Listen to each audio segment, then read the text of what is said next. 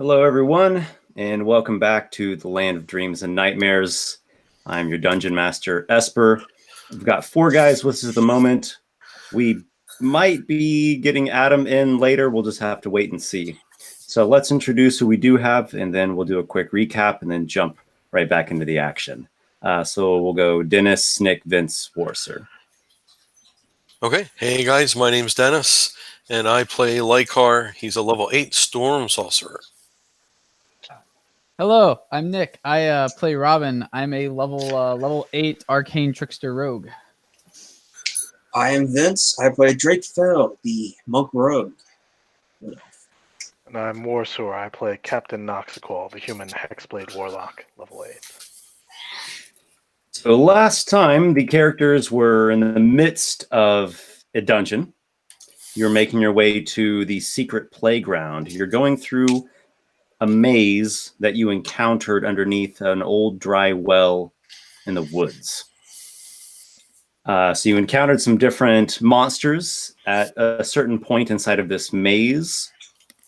So help me remember here. We had some needle blights. Yeah.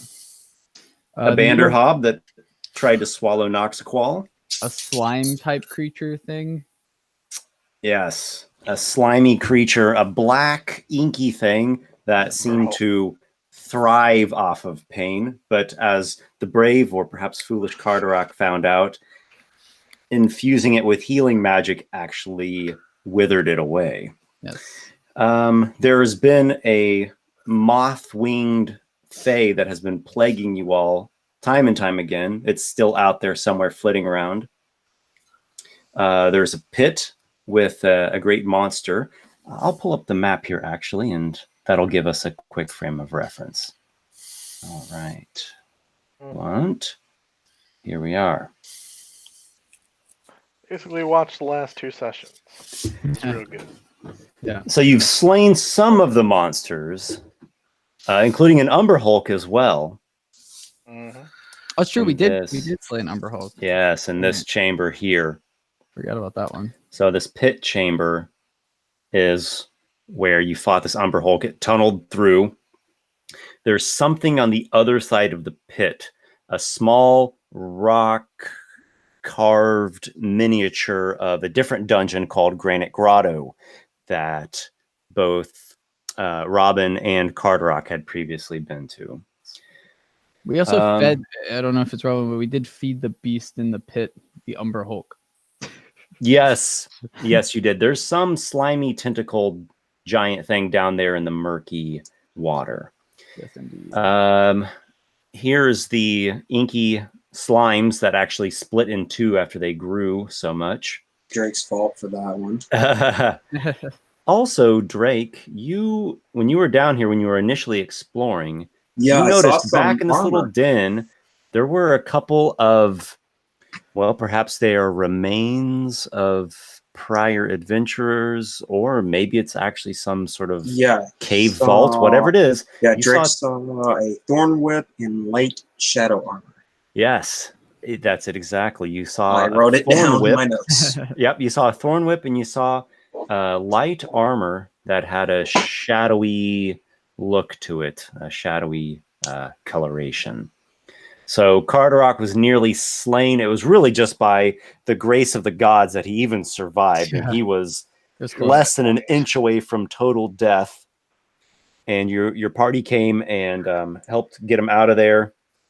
This invisible moth-winged creature. Let's see. Well, as you last saw him, he was up here on the bridge. But he keeps turning invisible. He's turned invisible now, I think, 4 times. Either he has unlimited uses or more than we have. Mm-hmm. So. Truly, he is a wondrous and magical being. Mm-hmm. And also a thorn in your sides. Massive thorn on our sides. Yeah. So let's kick things off here. You find yourself back in the circular chamber. This is actually where the ring of toadstools are, but apparently their latent magic takes some time to recharge. It'll take about a day. Mm-hmm. So we're here with the characters. Everything is mostly silent at the moment. Here and there, you'll hear a little monstrous grumble, an echo of some beast lurching along, but there's nothing immediately close to you that you can hear. All right. We can't stay here. We can't fight that thing without more preparation. I say that we pull back, and I give Carderock and Robin a hard look with my one eye. We pull back as a group this time. Carderock is wincing from agony. He was nearly slain. He was hit with some sort of disgusting black acid. Okay, I'm done experimenting with that.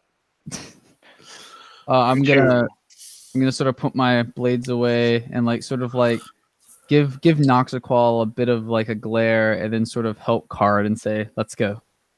Let's get out of here." Yes, you two, where I can see you, you're leading the way. All Me and right. Lykar next, and Drake, you bring up the rear. This one shall follow.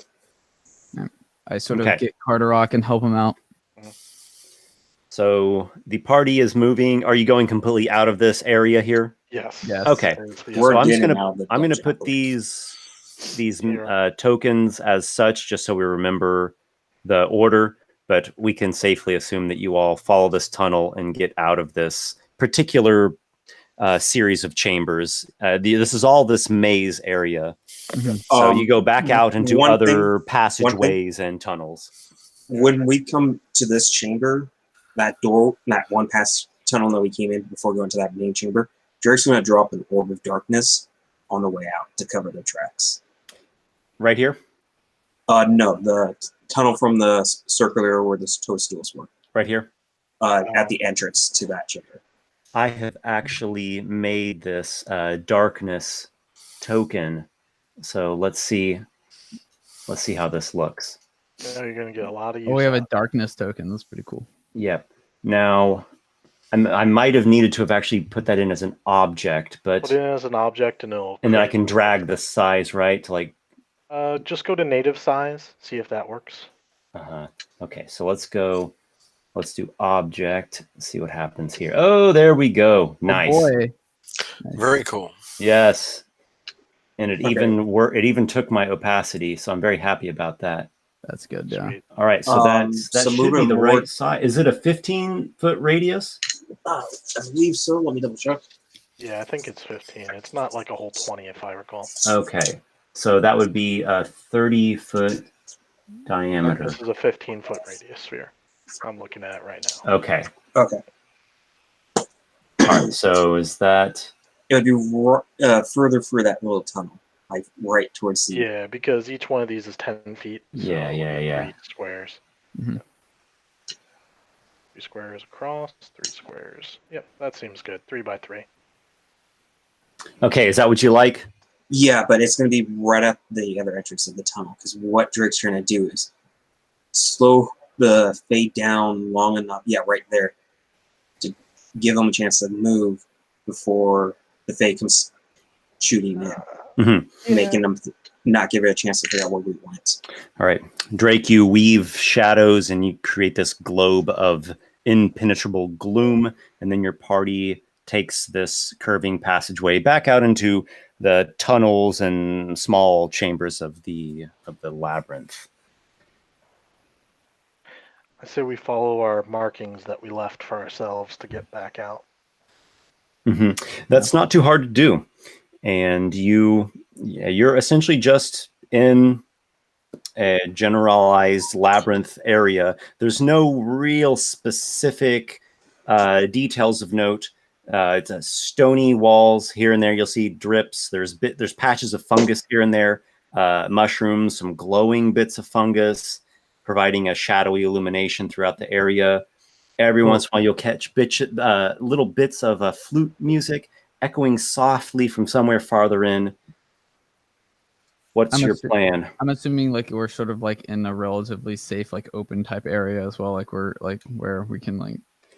I can't make any promises about safe. Well, maybe not the safe, but the, but like an open area where we can sort of like almost like rest and like get ourselves back to.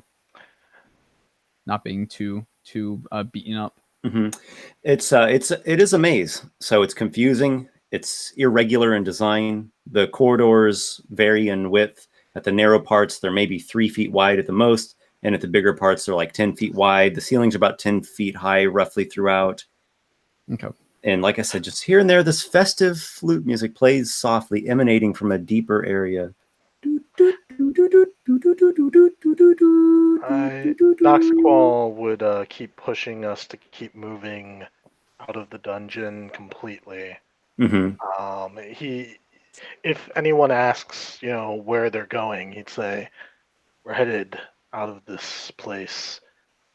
We don't have what we need to properly deal with an invisible enemy, and I intend to come back better prepared." Hmm. Is your intention to completely leave this whole dungeon and go Yes. back up out of the well? Yes. Yes? Okay. So the party is backtracking through the maze. Mm-hmm. Yep. Comes those random encounters. You step through the winding corridors, through the twists and turns and confusing configurations of stony passages. At one point, you feel like you hear this heavy breathing and maybe something heavy stomping around in a nearby chamber, but it never comes into view. And you continue along, and you eventually reach the bottom of the well, this mostly dry well shaft. I mean, it has a few inches of standing water, but nothing that could, you couldn't haul anything up in a bucket. And you followed the markings that you left. And as you get to that bottom of the well, you hear a voice. "Why are you leaving? Come back. Just follow the sound of my voice." I'm just gonna sort of like look at everyone and just say, although I think that we should come back, not right now. I think we should get out of here, like you were saying, Noxiqual, and figure out a new plan. Aye. Get up the well, and then we'll follow you. Drake, you come last. This one will follow up last. Lykar, you go before me. Okay. So you climb up out of the well. You're in a basic well house, and then on the outside it is forest. It's in the woods that you'd gone into. It's currently evening time. The sun hasn't set yet, but the shadows are starting to get a bit longer.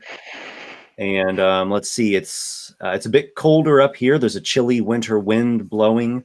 You hear the sounds of some crows cawing. But otherwise, you see nothing in the immediate vicinity of the woods. What time of day is it, Esper? It's evening time. Maybe you're feeling a little bit hungry because you're past your dinner time. Would we have time to get back to the how far away is the town? Ravenswold is, I believe it was just like an hour or so hike away from here. Okay. And we should head towards town then. Yeah. This one agrees. Yep. Noxiqual's been very quiet during this time. Yeah, as has Robin actually. Like I haven't really been making many jokes at all, just sort of getting back to the town, making sure that we get to safety basically. Mm-hmm. Let's see. Well, it's from the heart of this woods to Ravenswold. An hour sounds similar to what you quoted before to get there. I don't remember. Okay, about 2 hours. So you make your way in the direction of Ravenswold. Are you going through the rolling plain, or are you going to get out to this road and follow the Starfall Road? The road seems better. Yeah, I think the road. Road. Okay. You're making your way along the road. You went directly out of the woods to the Starfall with your sights set on Ravenswold. As you are moving along, there is an occurrence of sorts Let's find out what that might be. Free gold. No, we finally heard the boots are actually truly cursed, and the man Drake sold them to is dead. We know. We just see him like fall from the sky. There we go. Falls in front of us. The boots didn't work. Well, you don't see that every day. course, I'm completely Carderock different. is kind of hobbling and staggering as he is walking. Maybe he's leaning on somebody's shoulder, or he's picked up like a stick to serve as a walking staff. Drake gives them the metal rod to use as a walking staff. I'd also be helping him as well. Oh, I've never felt such horrible pains in my life.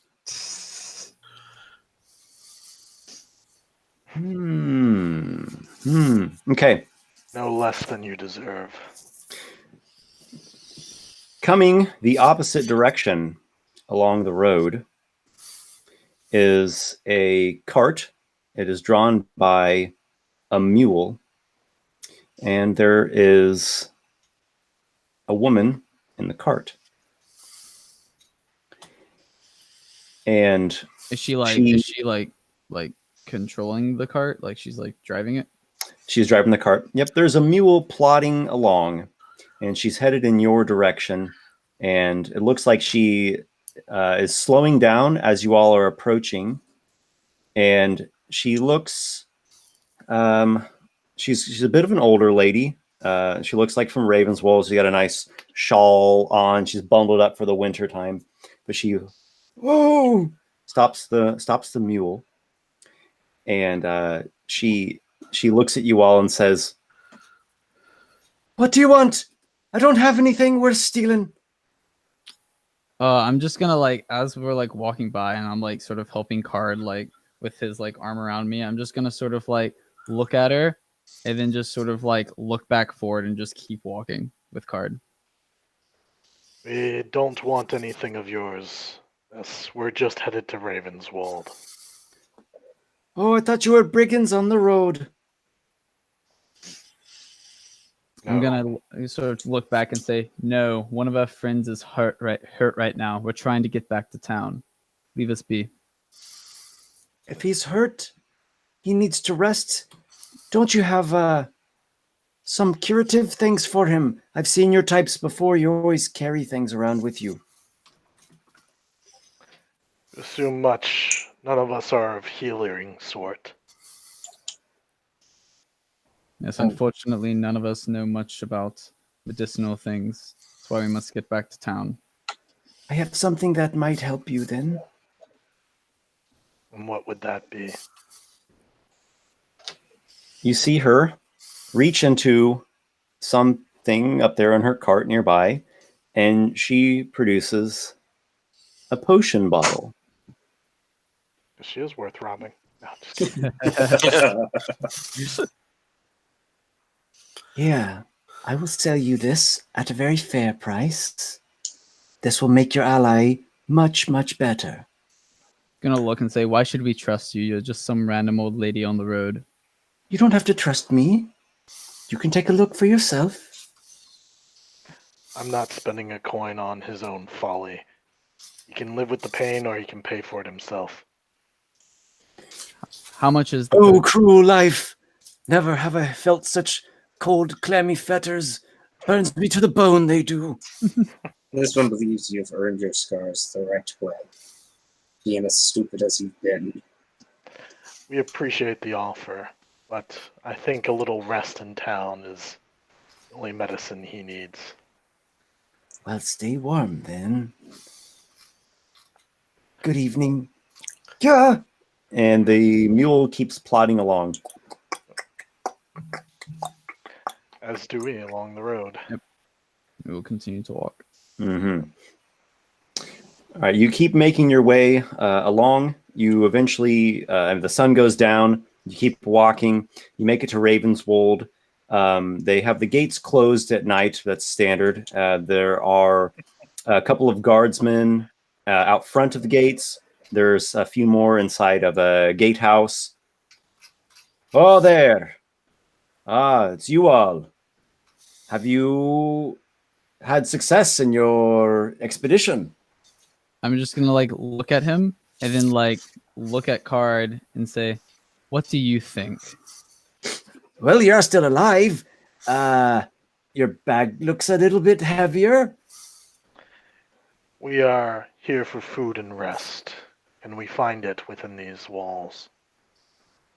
Of course, of course. Since you've made out with some plunder from your recent expedition, I wondered if you could take mercy on a poor guardsman. We don't get as good a pay as we should, and I've got me a sick daughter. I'm going to. Troubling for you. That's very unfortunate. Unfortunately, we also have a half-dead paladin paladin right now. So, can you please just let us through and stop talking to us? We don't care about your daughter. And I'm just gonna walk past. Drake's gonna do as he always does, and just shadow steps past the guard.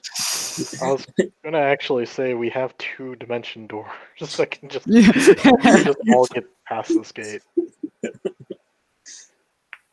So you all are using teleportation and bypassing the gates? I'm waiting to see if he opens the gate. Yeah. If he opens it, I after I haven't, say that, then I'm gonna walk through. But Drake's already on the other side, walking further down. Drake did that, so he said he did. The guardsmen tell you to wait, and they have to speak with their superiors. Why? I ask him. Hey, you don't get to ask us that kinds of questions. We're the ones keeping this town safe. They are going to the direction of the guard of the gatehouse. They seem like they want to go talk with the other guards that are in there, away from you all. I look at Lykar and I'm like, do you want to wait here for them? I'm cold and I'm tired. I want to be inside. Yes, I'm in no mood for waiting. You take yeah, I cannot take one of them, I'll take the other. Just pick. I like nod towards Robin and Carderock. I'll meet you on the inside. I go with Lykar. You take Card, and then I. So Lykar and Noxiqual are using dimension doors to get inside of the town. Yeah. Taking Carderock and we can take one person with us. Mhm. Yeah. So Yep. you understand it. We're taking the other 2 players as well. And Drake is using his own shadow stepping. Well, he's already in town. He just All right, so you shadow step up on top of the town wall. It's this like big lashed and mortared wooden. so it's not pole. a standard gate; it's an actual door. So like the gate, It's closed. It has 2 sides that open, kind of like a giant door. But okay. They've got it shut. They've got more it of a shut. door style. Okay, It's not a portcullis. yeah, that's what I was thinking. Yeah. Okay, yeah. But So he's you going can just up shadow and over. step on top of the town wall. There's like this, the walking, the inside Ramparts. parapet. Yeah. So you get up there, and you see that there's 2 guardsmen walking a patrol round up there, and they're actually pretty close. And they see you appear, and they're like, "Holy shit!" Drake just What looks at is him. that? Drake looks over at him, and then just jumps down onto the other side. Okay, so you just like jump down and land like on the town street. You've got buildings nearby. It's nighttime, but it's not late night. So there's still some people walking about the streets. Not too many though. You hear the guards up there. You can kind of like see their lantern and whatnot, and they're talking with each other. So you all use teleportation to get inside the town. You've left these guards like agitated, or there's a bit of here's like some noise as they're kind of shouting at one another and trying to figure out what's going on here with this magic that's been deployed at the town gate. Mm-hmm. Yeah. Are we under attack? Are these like magic reavers? What's happening? You hear all this behind you. I think Captain Noxiqual would just head for the tavern / inn where they were staying before. Drake is heading in that direction as well. Yeah. They'll find us if they need to find us. I have no doubt. You all make your way towards the Candle Inn. hmm Yep, that's where you had stayed previously. Okay. Upon arriving at the inn, you are met with a concerned face of the innkeep, the woman that you had spoken with previously. She lets you inside the inn, this nice, well-appointed foyer type room, and she says in a concerned voice, "I'm uncertain if it would be wise for me to allow you all to stay here, as much as I would like to. I hope you can understand. I am I don't concerned understand. for, What's the problem? well, you're I'm gonna interrupt her again and say we literally have someone who needs rest and food right now. Why can't we stay here? We'll pay you. because you are wanted for thievery. All of us are wanted for thievery? You." She was replying to Robin. Yeah, that's what I wanted to check. Gotcha. I regret to be the one to inform you of this. Perhaps the guardsmen at the front gate didn't think to. They should have. They didn't say anything when we came in. Oh, They did not mention that. They went to deliberate, but we were in a hurry. so it seems that your party, particularly Robin, has a bit of a legal concern happening here. Let me see how many spell slots I have. What about the rest of us staying here? I assume there's no problem with that if he finds his own accommodations. I think it would be better if I was not being associated with potential denying- legal trouble. Are you denying us service on the accusations of one of my crew? I don't want any trouble with you, but I have an inn to run here. I can't be compromising the image of my establishment. I'm just gonna I sort of see. like take cards or I'm gonna say, how about this? Just let them in and I'll get out of the town for a bit. And then you won't have to worry about anything. If you remain here, I am required by law to bring this to the attention of the town guard.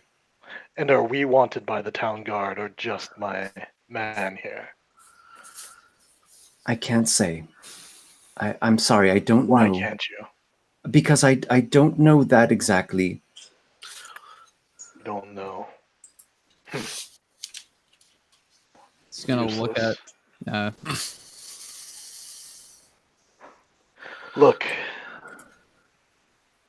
either you let us stay in our rooms here tonight, or you go get the guard. I don't care. But I'm tired and I want a meal right now. So if you need to do what you have to do, go get them. I'm going to be right here. She has a bit of a nervous temperament, and I'm staring at her with my you eyes. see her hand. You see her hands are kind of shaking, and she actually like knocks a little ledger off of the desk that's next to her. As I notice that she starts shaking, I want to sort of compose myself a bit and look at her and go, listen, we have done you no ill will, and we do not wish to do you any ill will. All we want is a warm bed and a hot meal. We are very tired. Please let us in. I will fetch some food for you. I don't want any trouble. No trouble will come to you. Okay, so she goes and she calls to the servant boy and the one that you met previously, and he doesn't say a word. He just is stiff, like a twig, and he shows you up to those rooms that you'd stayed in before, and the innkeep, she's not there. It's just the servant boy, and he's like bringing you up, the whatever they made for dinner that evening. The it's a little cold by now, but they probably just cooked it an hour or two ago. Fine. And he brings you some water and some basic wine. And for the moment, you all are fed and comfortable. All right. I'm going to just kind of get down, ready to rest. It's late. The guards are either going to show up, I would assume, quickly, or not tonight. No. As we're sort of getting to rest and stuff and like getting ready for bed, I'm just gonna look at Noxiqual and say, Noxiqual, I would like to have a word with you either tonight or tomorrow. Sounds like you might be having a word with the authorities, so let's get it over with now. Who knows if you'll still be here tomorrow. All right, I sort of like put my wine down and stand up. I say, you were going to leave Carderock to die. He made his choice when I told him what to do. How would you have felt if we just had let you to die while you were not even able to move because your mind was being charmed? Oh, I heard what you said while I was charmed. Yes, and I'm Whether sure you that joked you saw about what it or not, I heard. But I at least stood there and fought in front of you to protect you. And then when we got out, you just decided to leave a screaming comrade to die? What kind of should have captain followed. does that? And what kind of moron descends alone back into the maw of danger, not only risking his own life, but those of his comrades who would have to go in after him? That is even more folly. I am not the one that is responsible for his actions. He chose his own death, if that had come to that. I do You not. two, you should have waited. He would have been fine, perhaps, or not at all, but there was nothing. What were you going to do? Give your life as well? I was at least going to try to save a valued comrade. Someone that we've traveled with, that I've fought with. Someone that's part of your ship, your crew. Yes, I agree. What he did was idiotic, and I look back at Carderock. Let me make one thing real clear to you right now, Robin. You may ride on my ship, but you have yet to prove to me that you're a member of my crew. Members of my crew don't run around stealing willy-nilly in town without my leave. They don't decide to lie and use my name for their own profit and benefit. I sort of just like look at you like with these wide eyes and say, you seriously question my loyalty? When I stood in front of you with blades at hand to protect you from two slime creatures that would have ate you whole? Perhaps your loyalty... Drake, you interrupt? This one does not believe you would have stand for long. This one heard you as well. This one knows you were willing to sacrifice others for your own. This one's not even sure you can trust you anymore. I sort of look at you now, Drake, and I say, you think that I would have sacrificed people when I'm the only one who went back to save Cod? When none of you would? When all of you just were going to run away like the captain like told cowards? This one and everyone else to leave. Well, maybe the captain's orders were wrong when Cod decided to go back and try and learn something more about the dungeon. The fool and we just left him. As he says, chose the his captain's own. words were wrong. I reach back and I grip the hilt of my blade and I say, if that's what you truly believe, then maybe you'd like to be the captain. I sort of grab the hilt of one of my daggers and sort of have like a few little like sparks come off of my hand and say, are you trying to start a confrontation here, Noxiqual? No, but I won't shy away from it if that's what your words lead to. You're questioning my judgment when your own judgment is being questioned by myself, by your comrades. Hell, I bet you if we even asked Carderock himself if the roles had been reversed, he would not have necessarily done what you did or decided to go down there now that he has time to realize his mistake. Perhaps he wouldn't have. I'm a fool. This is my fault. Don't kill yourself on my behalf. What's Lykar doing? Oh, I was just waiting for my turn. Basically, Take it. I mean, he's just kind of sitting in the back, and he go, "This bickering is useless. What's done is done. We either need to move forward or go separate ways." I sort of sigh a bit and sort of like flip my dagger around, resheath it, look at Noxiqual and say, perhaps we were both in the wrong on a few occasions. Yes, I agree. Your order was correct to leave. However, and I look at Card and I point at Card and I say, this idiot did disobey your order and almost got himself killed. However, I don't think that we should just leave comrades to die. If I had not left him there, it would have put even more people at risk. My order was correct. You even acknowledged that was the correct order. His disobedience of the order, you cannot justify it. His disobedience of the order as being equally correct if you acknowledge that my order was the right order. Yes, and he is paying for the disobedience right now. Look at him. He is a wreck. But at least he's a living wreck, like because And none of our actions gave him that life that he now enjoys. He chose and managed to get himself out of the situation, regardless that we came back or didn't come back for him. You did not pull him out of there.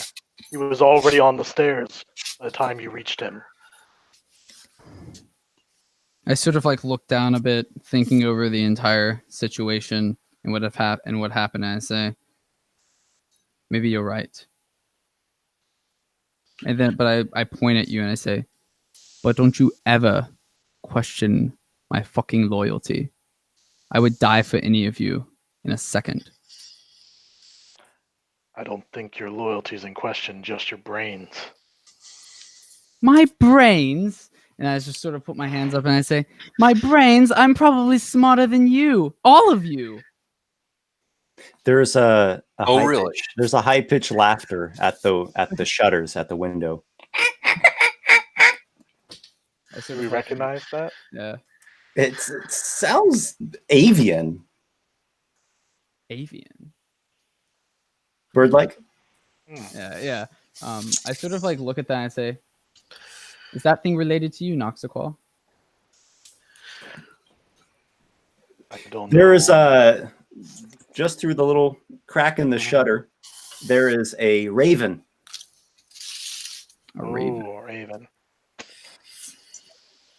And what have we here? I cross the room to the window. The raven pecks at the shutter and gets it open a little bit more, and he's just sitting there on the windowsill. You bicker here. God's off deciding what to do about you.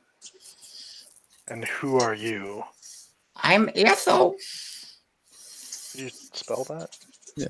Earful? I'll write it down. Ethel, just like it sounds. I I'm say, a bird. I don't know how to read. Ethel, why are you rapping at our window? Tapping, some might even say. Oh, I had nothing better to do tonight, and this was the most interesting thing I found in town. And you choose to laugh at us. Yes.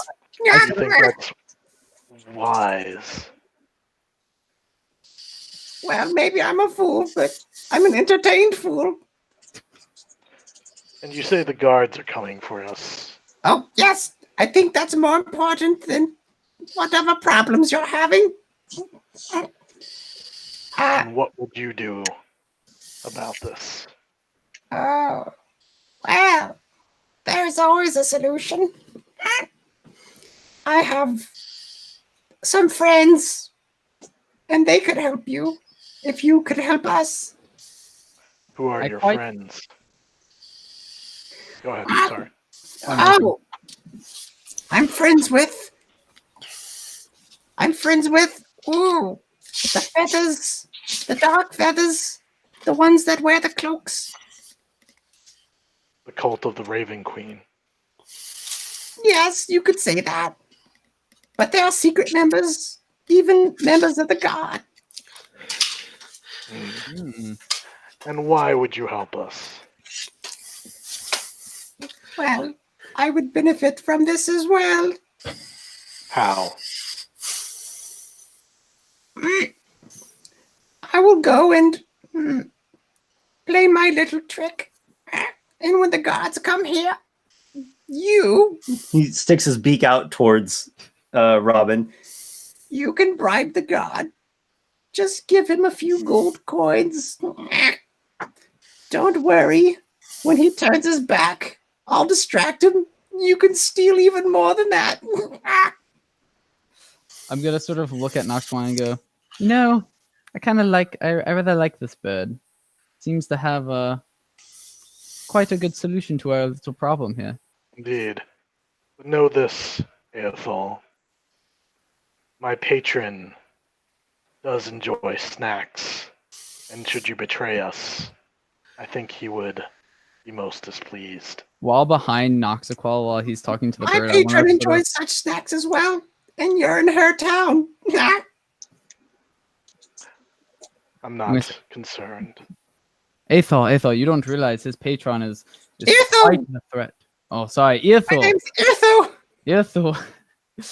You don't realize a captain's patron is quite a scary beast. Very, very scary indeed. He has horns like this. And I'm gonna do this. Oh, Mephistopheles. I'm gonna just sort of be like, yeah, and sort of be looking at Noxiqual like to see if that's his patron. Drake is just going to shake his head and sigh. Like, Go do your why does trick. this one always seem to find idiots? Where do we go from here? The constable's name is Grimtongue. The tall one with the pale face. He's the headsman around here. But my friends, they don't like him. So I'll get everything ready. He'll take the bribe. I promise. Mhm. Just whatever you steal from him, you got to give me a little contribution. How much of a contribution? Oh, I think you're a generous one. I can see it in your eyes. He does overpay. I look at Noxiqual and I say, that's because I get the best service. You always go for the cheap stuff. I go for the good crap. I shouldn't waste any more time. And he flutters away out of the windowsill. I'm just gonna sort of look at Noxiqual and be like, You just like animals. well, my name is a bird as well, so yeah, just a little bit. At this point, Drake speaks quietly in Elven to Albio, his falcon, who flies over, lands on Robin's head, and takes a crap. Oh, you've trained it to do that on command? Yes. I will try my best to not let this bird fly on my head. And then takes off, and then lands right on Can his shoulder. Can I attempt to make this not land on my head? Like, I feel you have a fine future with our pirate crew.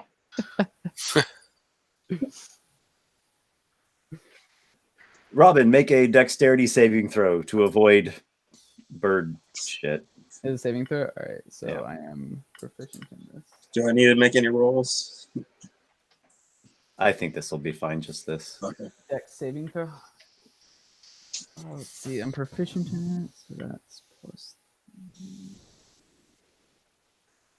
16. All right. So the bird doo-doo just lands on your shoulder. When that happens, Instead of, I'm like straight on your face. just gonna. Oh God, Drake! If you do that again, I swear to God, to all the gods, that I will kill that bird. I'm gonna go and try and like wipe it off. This one does not know what you talk about. I'm just gonna look back and glare at you. Think carefully about your words before you let them fall out of your mouth, boy. You He really just- think you can take Drake in a fight? No, but I can definitely take his bird in a fight. He's literally just shit on me. What do you expect me to do? You can't go around stinking like bird. You need to crap. be ready to move. Get your things prepared. We don't have a whole lot of time before they come. Yeah, absolutely. Let me like wipe the shit off my arm first, though. Start wiping it off. Well, not with my hand, but like Drake pulls out a couple rags and tosses them to Robin. I grab them and start wiping it off while still just like glaring down Drake. You hear the sound of mail jingling and the sound of boots stepping through the open shutters. Guardsmen are drawing near. Let's not meet them in our room. Let's go downstairs, I think. Mm-hmm. I'd Okay. rather be on the ground level, ready to react if need be. Okay. So you walk through a short corridor and down some stairs. Again, a very nice, well-appointed inn. Dark stained mahogany finishings all over the place. You go into the foyer, and as you are coming off of the stairway, the door is actually opening. Coming into the room are a group of guardsmen. There's this constable, and his name is Torsel Grimtongue. A real tall guy. He actually has to stoop a little bit so he doesn't bang his head on the doorpost. A wiry guy, real pale-skinned gentleman. Looks to be maybe in his 50s. He is followed by a group of 6 what seem to be standard guardsmen wearing some light mail. He's a little bit more well-equipped. Do we Yeah. recognize any of these guards? Well, we know that the You pale one is the probably- Grimtongue. Yeah, you probably recognize a couple of them. Well- Ravenswold is not a big town; it's a smaller town, so you probably Were they at the gate or up on the ramparts when we went through? One, yes, 2 of them are the ones that saw you when they were making that patrol, and you saw them up on the As rampart. soon as Drake sees that, he shadow steps out.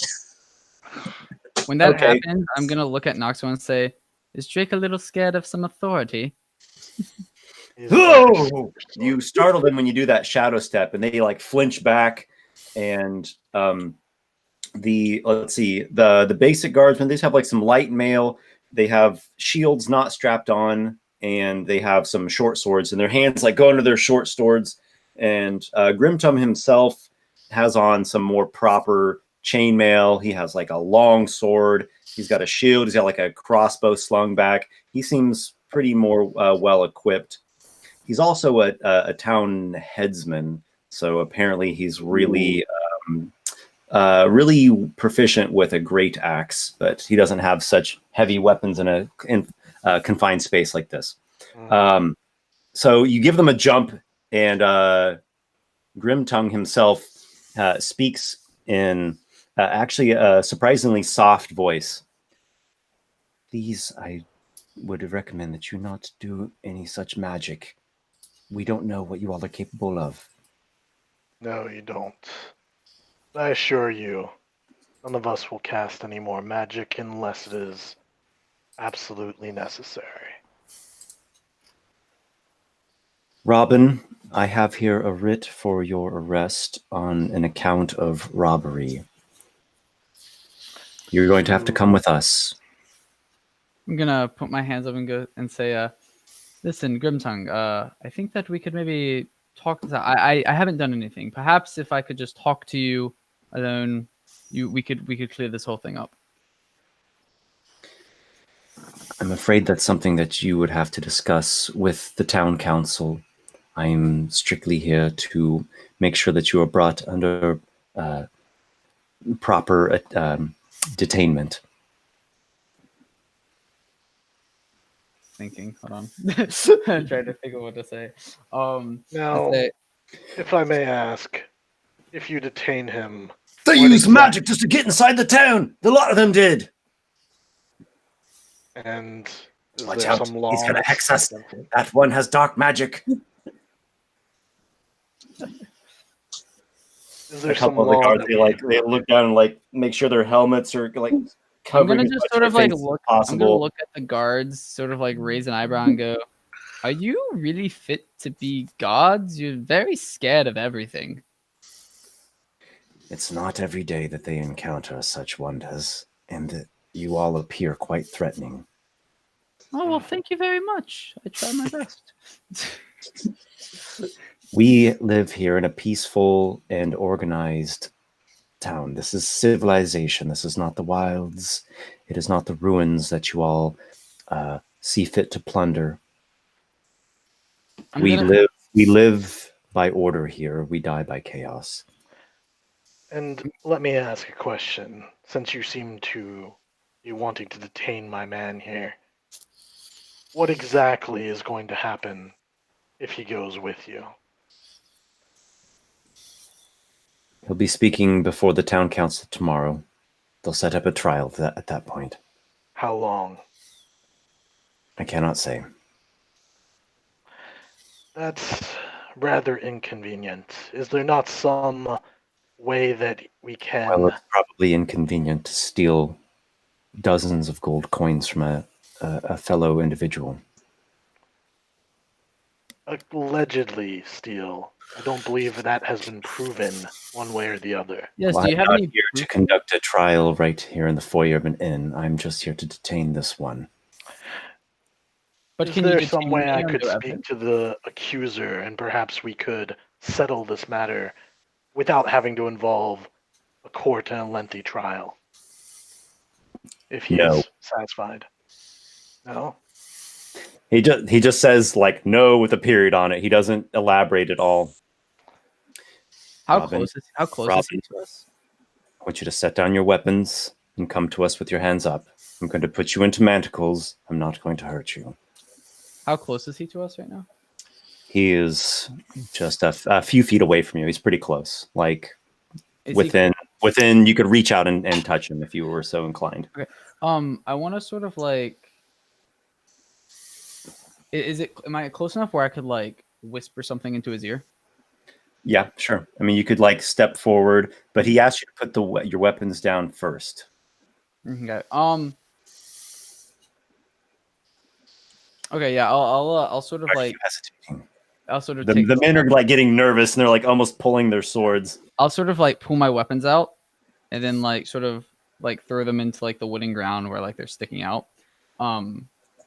Then I'm gonna walk up and sort of whisper in his ear where only he can hear it. Mhm. And I just wanna I'm just gonna say the name of the raven, the Earthol. So I'll just be like, Earthol. Does he have any? What is this? Is this a trick? No, it's not. I'm gonna get back and I'm gonna say, no, it's not. Just to let you know, this is Robin would know this. Eartho told you that he was going to arrange something to where you could bribe this guy. Oh, he was going to. Oh, I see. Okay. Yeah. Okay. I don't believe Alright. him. So, but you're at close range. You're like whispering range here. So, I mean, you have like one opportunity to like say something to him to. Okay. I'm gonna say. I was told by Ethel that we could make an arrangement.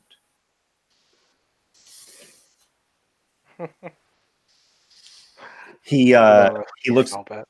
The kid's still learning. Give him a break, all right. All right. So he he turns back to the other guardsmen and says, "Men, wait for me outside. This might get ugly." As you say, sir. Are you sure you don't want to back up here, sir? Yeah, I'm gonna say yes, I am, and I'm gonna go back and grab my weapons. So the guardsmen like kind of take cover behind the door.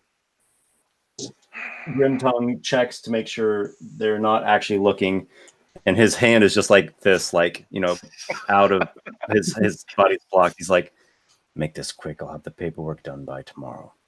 All right, and I'm gonna drop a. I'll drop a. Let's see. Earthal said like just a couple gold coins, right? Yeah, I said give him a few gold coins. It should be fine. Give him Can't pay more than what you stole. That would be absurd. Yeah, what did I say again? How much was it? I think it was like few silver pieces or it was like 1 gold piece, right? I think. I'll give him 2 gold pieces.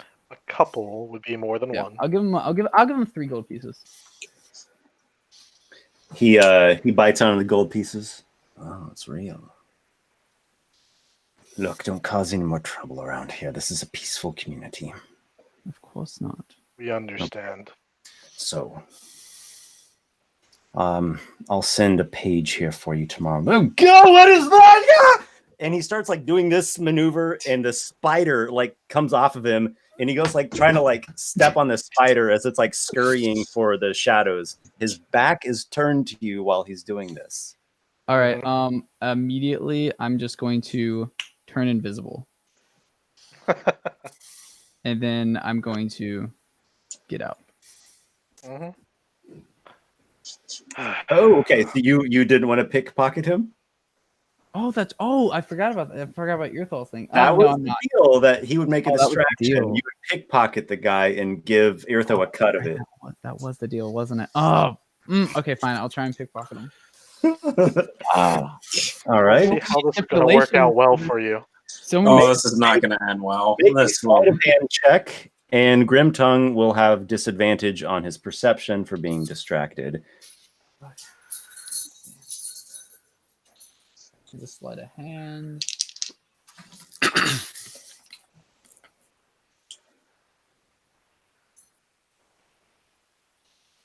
Trying to think if I want to use my inspiration here. Well, you can roll 1, and then if you don't like how it's looking, you can do your inspiration for advantage. You just have to do that before the final result has been decreed or whatever. Yeah. I'll use my inspiration. I'll try and get advantage here. I want to try and get as high as I can. Okay. Oh, that's much better. Okay, cool. That's a 22. 22.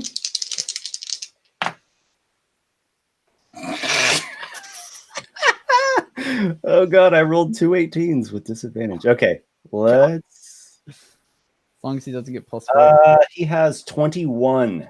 Yes. Oh my God. Yeah.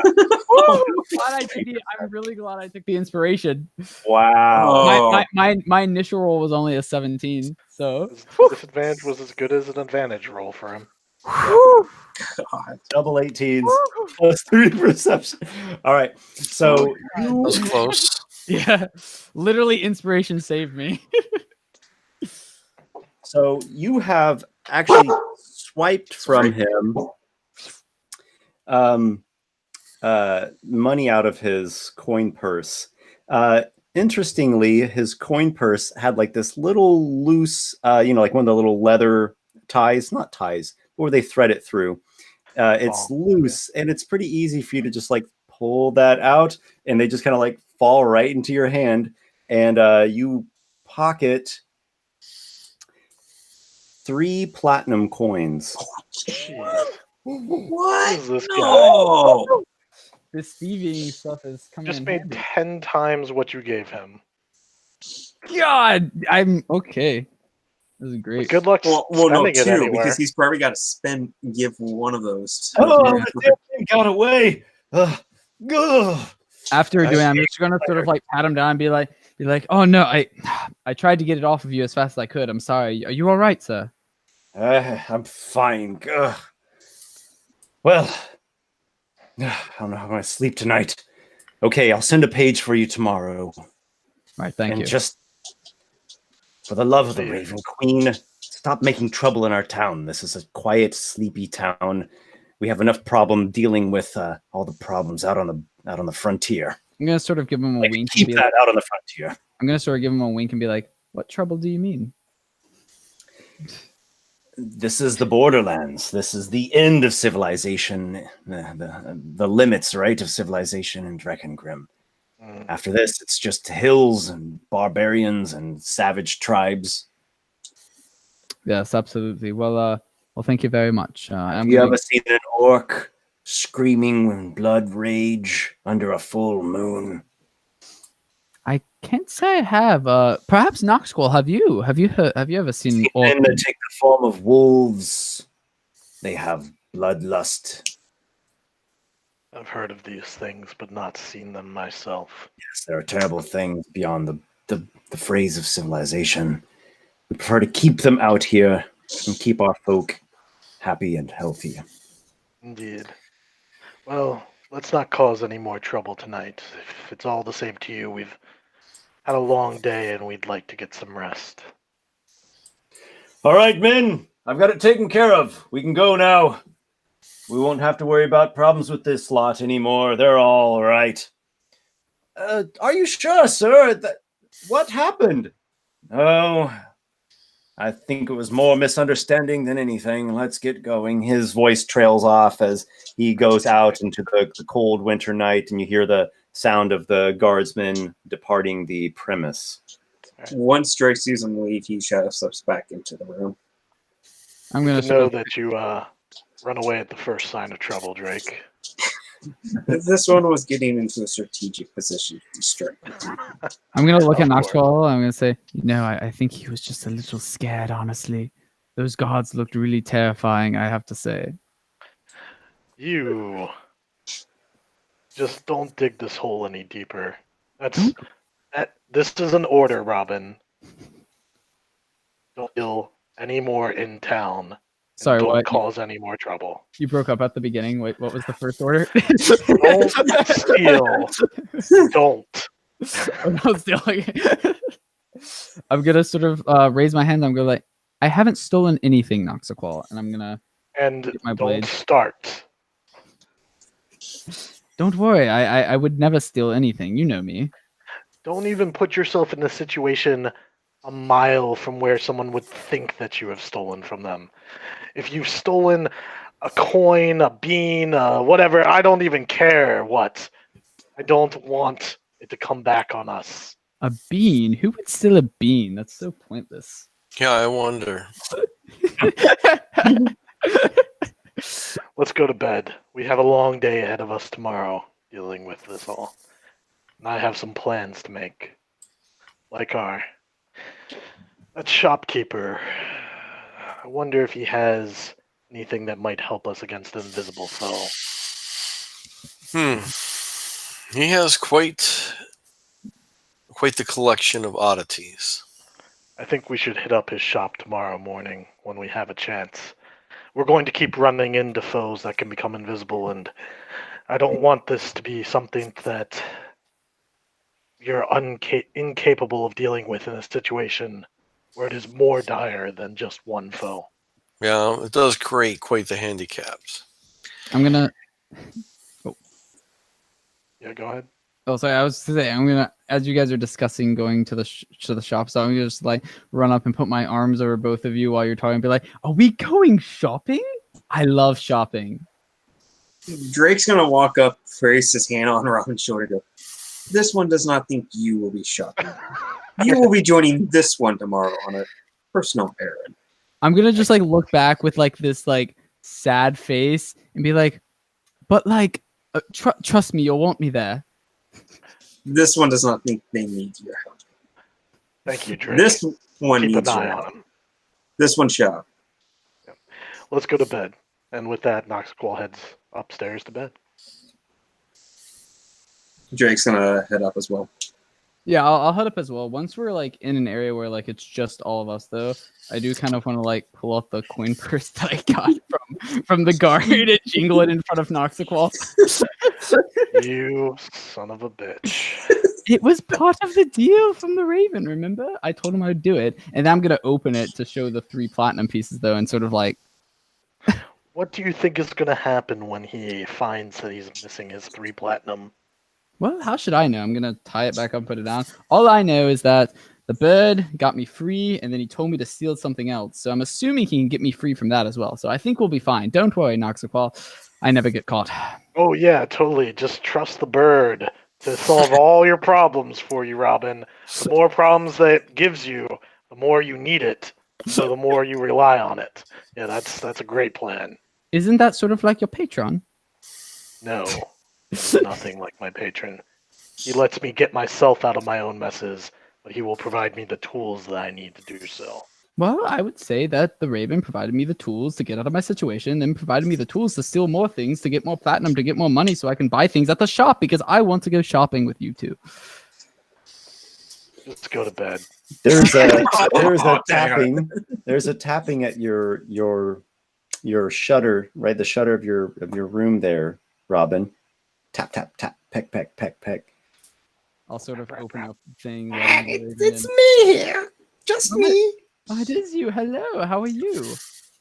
Oh, yes, that was very good, wasn't it? It was quite good. I very much enjoyed getting more stolen things. It's usually so boring around here. That was really funny. I like funny things. I agree.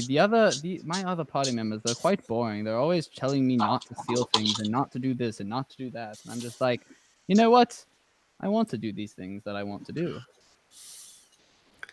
I love saying no when someone tells me to do what I'm supposed to do. As do I. But now we had a bit of a deal. Birds of a feather. Come on. Yes, the deal. I had to give you parts of what I got, correct? Yes. I'm gonna sort of like open up the pouch of it, sort of like showing the shining like platinum, and be like, "This is sort of what I got." I do have a question, however, and I'm gonna latch it back down and say, as for this god, he's going to find out that he doesn't have this platinum anymore. You gonna be able to do anything about that for me? Oh, but you didn't steal it.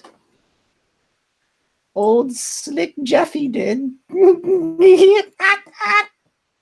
I see. Now, this old slick Jeffy, who is that? Oh, only someone that's had problems with Grim Tongue for years now. They hate each other. I see. Well, as long as I don't get caught, I'm perfectly fine. I'm gonna take out one of the platinum pieces and say, "Here's your share," and toss it to him. He catches it in his beak. Oh, this is really nice. You're not going to see you later.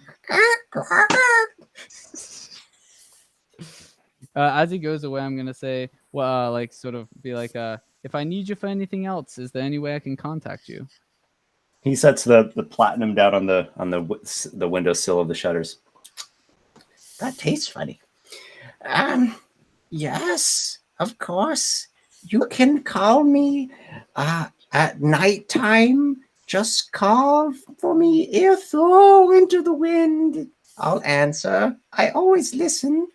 And maybe one day you'll receive a blessing of my great patron. She has much power in this place.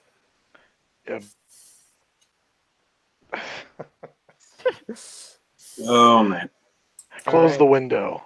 Yeah. There's a lot of. Robin, are you alone in your room here? Oh, is this his room?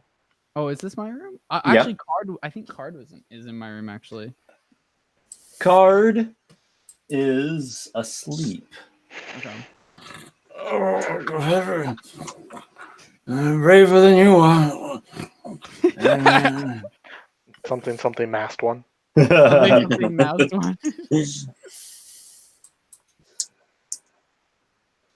Yeah, so I guess I would be here.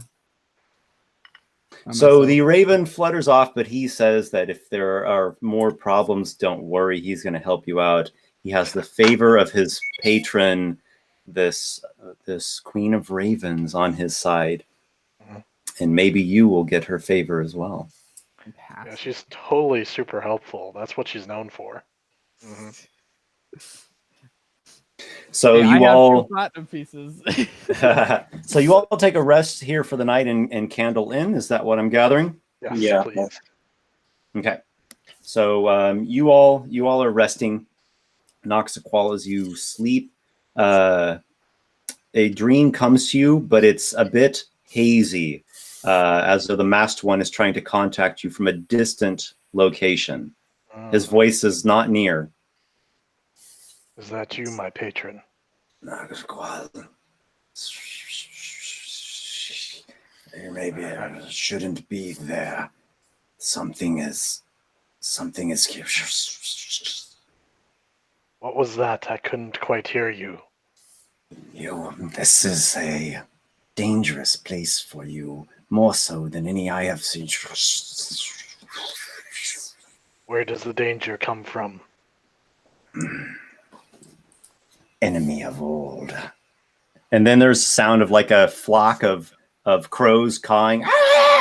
It's like a cacophony, and his voice is totally drowned out. Makes sense. If she is his enemy, I could see that. I will not be here long. We will leave soon. In your dream, you were in a midst of a murder of crows, and they're just swirling all around you like it's a cyclone of black feathers and cawing. Noxiqual. And there's a sensation of like you feel lost, you feel disconnected, you feel solitude, you feel distracted.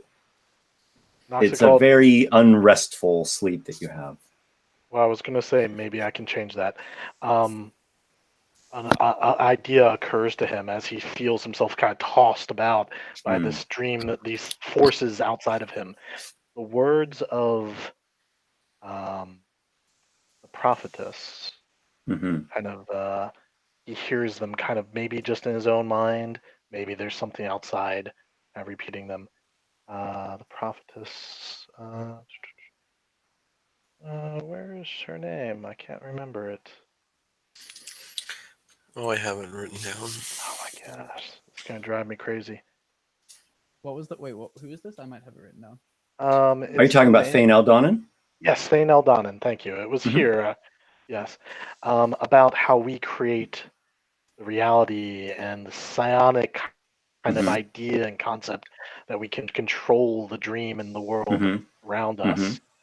And he wants to try and perhaps force these ravens out of his head, his dreams. This is his place, his power, his own dream. And he wants to try and take control and try to drive them out with force of will.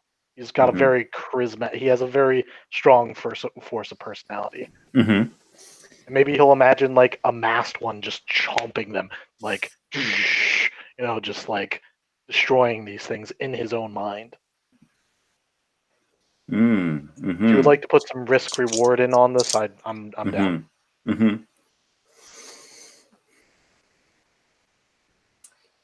You try to use a force of will to destroy the ravens in your dream, which may impact real world or just my. And as you start to do that, they begin biting at you, and they peck you into pieces. They tear you into chunks, and you wake up with like this cold sweat all over your body, like jolt out in the like dead of night out of your sleep. So no chance to resist. Got it. Okay. That's unfortunate. Did I get enough sleep to at least get sleep out of it? You've completed a short rest, so there's that much. You you tell me what you're doing. Oh, mainly I just kind of like shake it off, kind of wipe my face down. How exhausted am I like feeling? Do I need more sleep?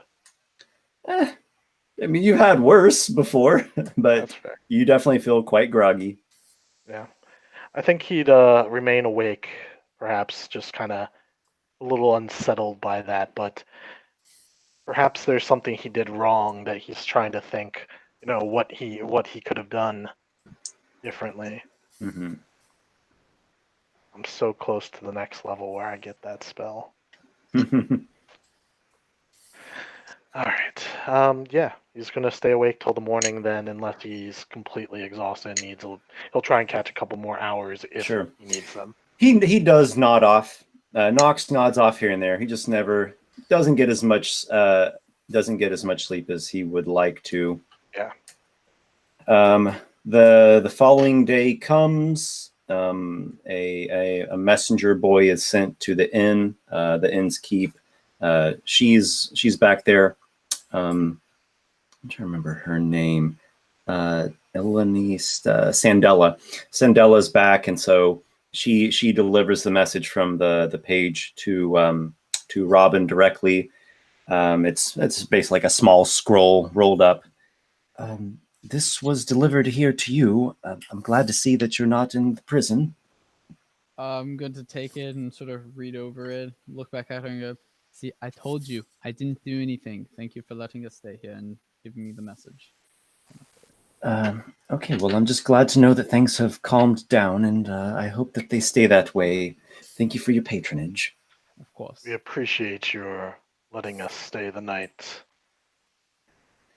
I do my best to provide a location of comfort and rest and nourishment for the body, and you're welcome here anytime.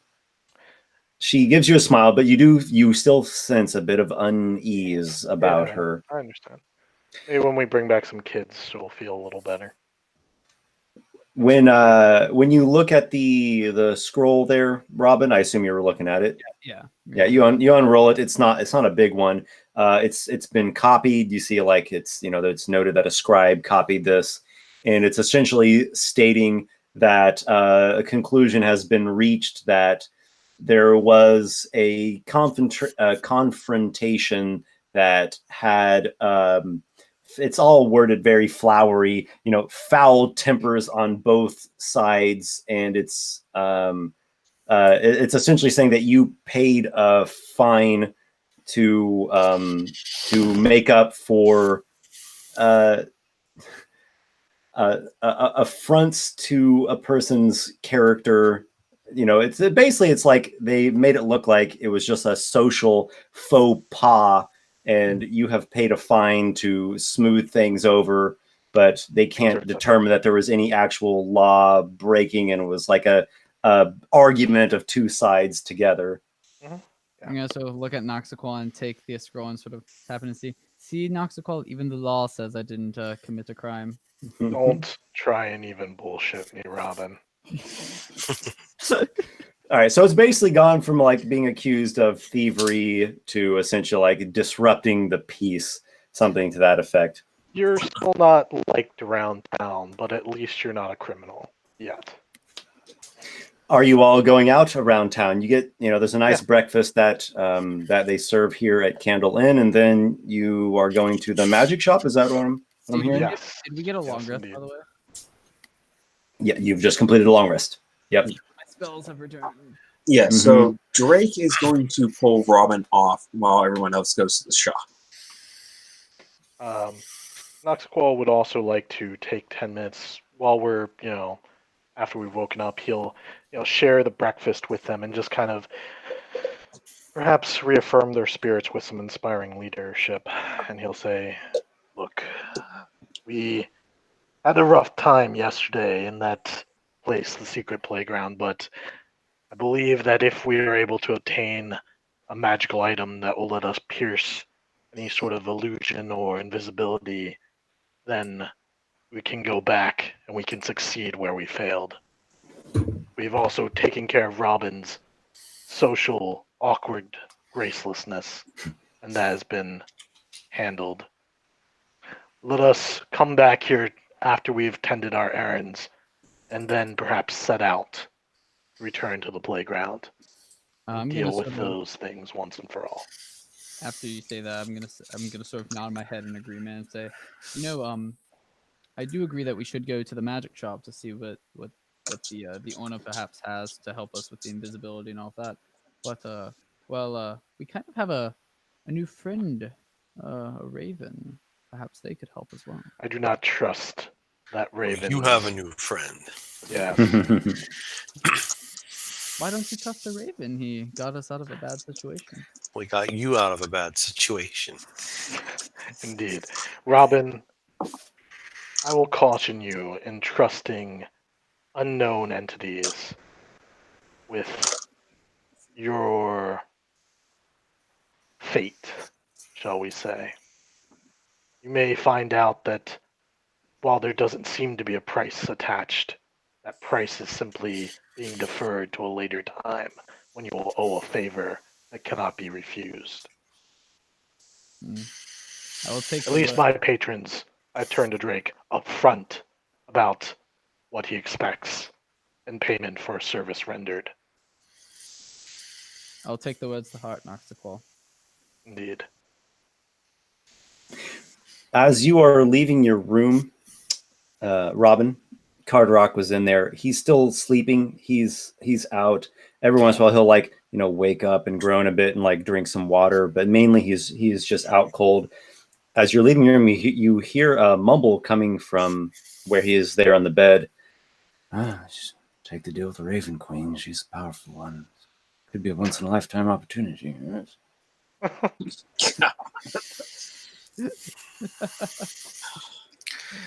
Clearly, he's delirious. Don't listen Just a bit. to him. Taking advice from crazy people. Yeah.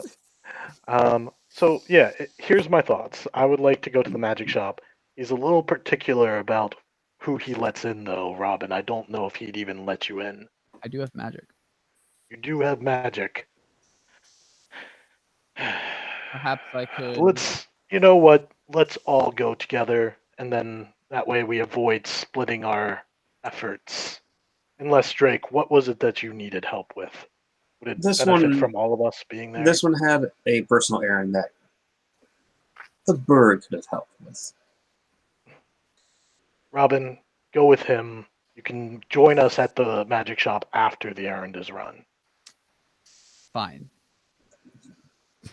I'll go with. So the two groups of two go in their separate ways here in Ravenswold. It's kind of late morning at the moment. It's a brisk. No, it's not even brisk. It is a bitter winter day, totally overcast, and snow is coming down. Really cold, nasty, nearly blizzard-like conditions. As we part ways, I'm gonna look back at Lykar and be like, "Hey, Lykar, get me something magic-y at the shop." Oh, okay. How about a lightning bolt? So mean. Just gonna keep walking with Drake. Well, now Lykar can deflect the rain. Can he also? Would he be able to deflect the snow? So Lykar and Noxiqual are going together towards Elgar's Emporium. Is that right? Mm-hmm. All right. So the two of you have like a little zone where the snowflakes and the precipitation is just kind of like careening off of maybe like a little wind, literally a shield of wind that whips about Lykar, the Storm Sorcerer. Wait, when I do that, can I try and imitate it with my mage hand? It's not. I know it's not gonna be as good, but I want to So mage hands trying to get the snow, keep it out of your face. Not nearly as effective, but we're gonna look at Lykar and wink at him. Good try. I'm learning. Drake is literally going to face palm. I'm gonna look at Drake and be like, "Hey, Drake, at least I'm less wet than you, or snowy than you." This one does not matter. Care or worry. This one though. And Talvantis blood comes with many benefits. Okay, so the sorcerer and the warlock go down the street. You pass by the Fountain of Dagon. The water there's it's starting to freeze and turn to ice. And as you go, you see What's that? I thought it was a well. It's called well. It's called something Like well. the Well of Shadows or something. It's Well, called Well of Nevermore. that's what it was. I Mm-hmm. remember. Yeah, it's sort of a wishing well, right? The water is starting to turn to ice. It's that cold, and you don't see anyone out. Not kids playing, not guardsmen. It's like the streets are empty. Everyone's just shuttered inside to stay out of the storm, and it's not a pleasant trek. Do you want to keep going? Yeah, we're headed to the Frosted Antler to meet up with Elgar. Okay. Yeah, it So- shouldn't be too bad for us. Yeah. Okay. So, despite the wintry conditions, you stay within the protected windy sphere of Lykar, and you make your way to Elgar's Emporium. Mhm. As before, there's the mounted, I think it was an elk head up on the second floor, and you hear a voice just emanating out of the elk head. What? It's you two again on a day like this. You must need something important. Oh, he's not dead. You are correct. We have come here to seek your goods, and hopefully you have a solution for a problem that we have encountered. You didn't get tangled up with those guys from Dragon's Den, did you? No, we have not met them. Okay, well, let's hope that it stays that way. Come inside. It's awful out there. So the mounted, or like the section of wall that has the mounted elk swings open. The staircase comes down, and Elgar awaits you up there in his emporium. As usual, he is wearing his robe of eyes. His enchantress wife, Viviani, is there. She's got some, nice pine needle tea steaming in cups. She'll get you all some if you would like. I appreciate that. The Sure. strange, muscly, red-hided hound monstrosity stays up on its perch, just like yawning and like stretching out. Well, you are back already. Just the two of you. Don't tell me that your comrades got themselves off and killed. No, not for lack of trying. They try, yes. But we encountered a particular problem that we realized we have not the magical skill to overcome, so we were hoping we could perhaps find a solution here. Oh, well, there are many strange entities and bewildering beasts that haunt the dark corners of the world. What sort of problem did you encounter in particular? Have you ever faced something that could go invisible, Yes, hide itself? of course. Yes, of course. We encountered an archer who could do this numerous times, perhaps endlessly, and we have not a means to easily pierce this invisibility before it breaks its own magic.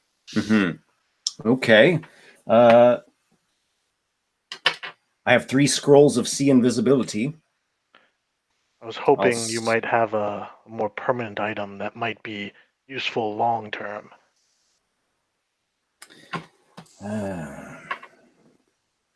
Not that I know of. No. A gem of I'm seeing. I'm afraid that's all I can offer you. No. He checks with Viviani. She dust of appearance? I sold that already. Well, that's all I can think of. I have 3 scrolls of sea invisibility. I'll sell them for 100 gold pieces each. That's fair. Can anyone activate these scrolls, or do you need to know the magic already in them? So let's see. I believe Lykar could. We'll just make sure it's on the sorcerer list. I don't know what for scrolls. See invisibility. Yes. So Lykar could use them. The arcane trickster draws from the wizard spell list, and it's certainly a wizard spell. Do you have 2nd level spells, Me? Robin? Mhm. Yes. I actually- Robin could use it as well. See into this. All right. Let's see if it's on the warlock list. Man. It's definitely worth It getting. is not on the warlock list. No, it isn't. Trust me, I looked. Okay. So Lykar and myself would be the only ones that could use this. Well, yeah, Lykar and Robin could use them. Can we cast it on somebody? It is that's you. It's as a personal spell. Oh, Yeah. For the duration, you see invisible creatures and objects if they were invisible. It lasts for 1 hour. It does not require the concentration, so it's just passively benefiting you for an hour. Yep. I really was hoping he'd have a gem of seeing because we're going to keep running into this issue. Well, I'm sorry to disappoint you on that front. That's fine. We'll have to seek it out elsewhere, I suppose. Perhaps we'll find more treasures at the secret playground. Is glitter dust still a thing in 5th edition? Yeah, I think so, but I don't think it's very good anymore. Glitter dust. It should be a 2nd level spell. Let me just check. I remember using it in 3rd and 4th edition. I thought it was. I just ran a search on like the list of all the spells, and Yeah. we could probably make it like house ruled style fairly easily. I don't know if we have quite the time for that. I think Just the that's on a live stream. is the solution that we're looking for. Okay. I was hoping. Well, just to for let that- you know, he tells you that he has 2 scrolls of glitter dust. I just need to design the spell, but it's probably going to be like a 2nd level. It's like an area, and they make some kind of check. If they fail, they take some radiant damage, and they become like glowing, and you can see them. Yeah. Having to deal with invisibility is always good.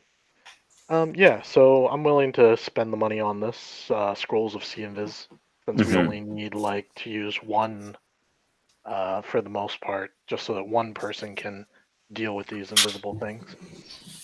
Okay, so you are purchasing all 3 of them.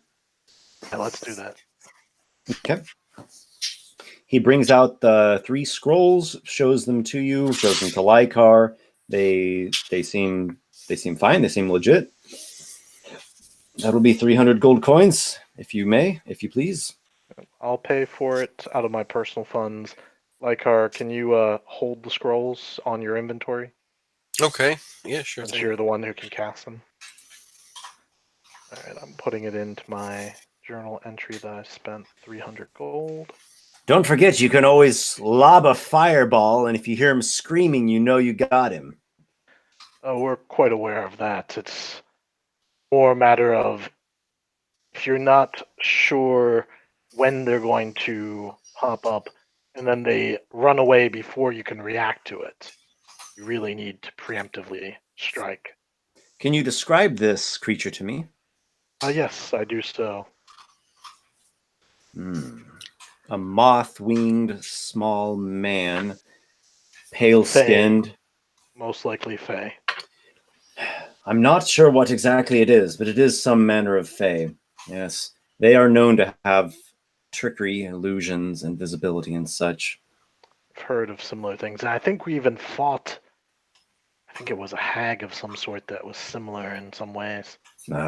Yes, well, they are typically the nastiest and vilest of the Fey. I don't know. It might maybe some sort of sprite. I'm not quite sure. Indeed. Well, these will help immensely. But if you ever come across a gem of seeing, I would be interested in it. Gem of seeing. Okay, if I come across one, I will let you know. I'd be willing to pay a couple thousand gold, most likely. Yeah? Would you be replacing what you got there with it? I didn't even know that one could do that with it. Perhaps. That's magic. It's all energy. You can do whatever you want. In theory. I was thinking about keeping it more mobile, but perhaps if you had 2 gems of seeing, that would be an option. 2 is always better than 1. Lykar, is there anything that you were particularly interested in at this moment? No, I think this is going to be good for right now. I can't think of anything that I really want off the top of my head. Very well. Stay warm. We're in for a big snow. Yes. His wife says, "No, we're not. This is going to blow over by the afternoon." No, I've seen all the signs. This is going to be a blizzard for the history books. Oh, no, it's not. This is just a flurry. She takes a nice big sip off of her tea. Don't worry. Before long, we'll be sipping tea, watching the snow melting off of the rooftops. Thank you for your hospitality. Good day. Yep, good adventuring.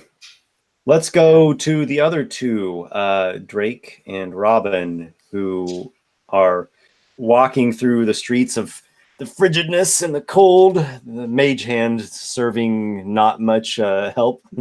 Where are you all headed? Thieves Guild.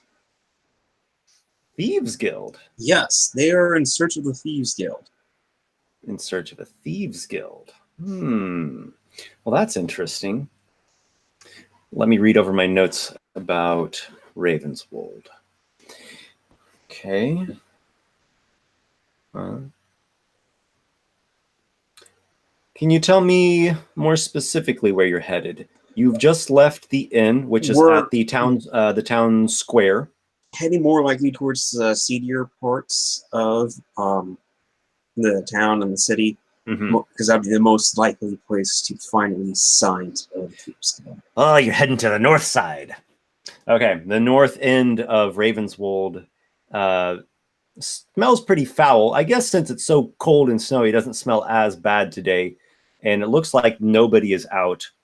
But there's still that stink in the air of like tanneries. It smells pretty bad. And the buildings here are not in such good shape. I'll look at Drake and like put my do this and go, why did you make me not go to the magic shop to go to this stinky area? This one may need your nimble fingers. yes, many do. Many women indeed. But lead the way. So you are going through an empty street. Snow is starting to pile up, and you're looking about here and there. You don't really see anybody in the open. There are some lower quality buildings. Some are in disrepair. Any thieves can't signs? Yeah. No, we were on the same page. Yeah. Yeah, that's what. Yeah. We're both just looking like any like markings that would indicate like there are thieves camp that would indicate like a location, maybe an underground like area.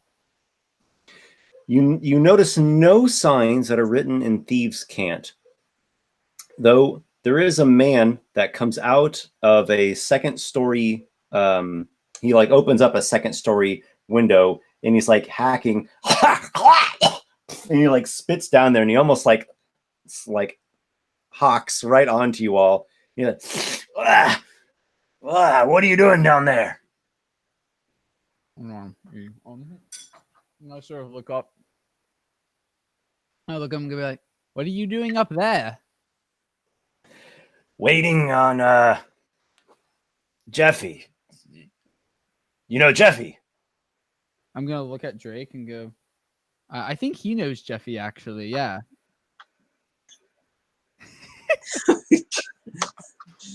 Drake is oh god. I hate you so much. Drake is gonna have to bluff his way out of this with a negative charisma check. Oh, Maybe I should have wonder why actually. Both of you make perception checks with disadvantage. well, I already know what it's gonna be. I got 7. Oh well, beat you. Give me 1 second. I got 11. Okay, so the man's like, nah, and like shuts the shutters. That's that. You all kind of waste some time walking around, and you're starting to get kind of cold. You want to try a different area, a different location. If you like, I can just start talking about some places you've seen them before, and maybe something will catch your interest or seem like the way you'd like to go. So there is a council hall. There is a what do we call this? A guard post. Attached to it is a jail. Nearby that, there's a barracks. There is a guild. There's a few guild halls. There's a laborers guild, a scholars guild, a traders guild. There's also a guild hall that's like in a has a sign out front that says Enigmas of Ambition. It's an adventuring party. You've actually met one or two of their members already. One of them is the son of Elgar. There's a lot of more industrial type buildings where they produce things. They produce wool and textiles and have we iron. seen any like warehouses or anything like that? Sure. Any abandoned warehouses, like abandoned buildings, perhaps as well? Yeah. There are a couple of abandoned buildings. You're not sure if they're warehouses or what they are exactly, but they're boarded up. They're boarded up and they're in disrepair. So mental note on that. Maybe you'll check into that. There is that Well of Nevermore, which is sort of a temple. It's a different type of temple, but it's dedicated to the deep drinker. Let's see. You've heard of a different temple called the Bathing Slab, but you're not sure where that's at or what exactly it is. There's something called the Raven's Grove. It's just outside the city in a little wooded grove, and it's like druids and followers of the Raven Queen. There's the High Feather Tavern. There's Candle Lodge, the inn.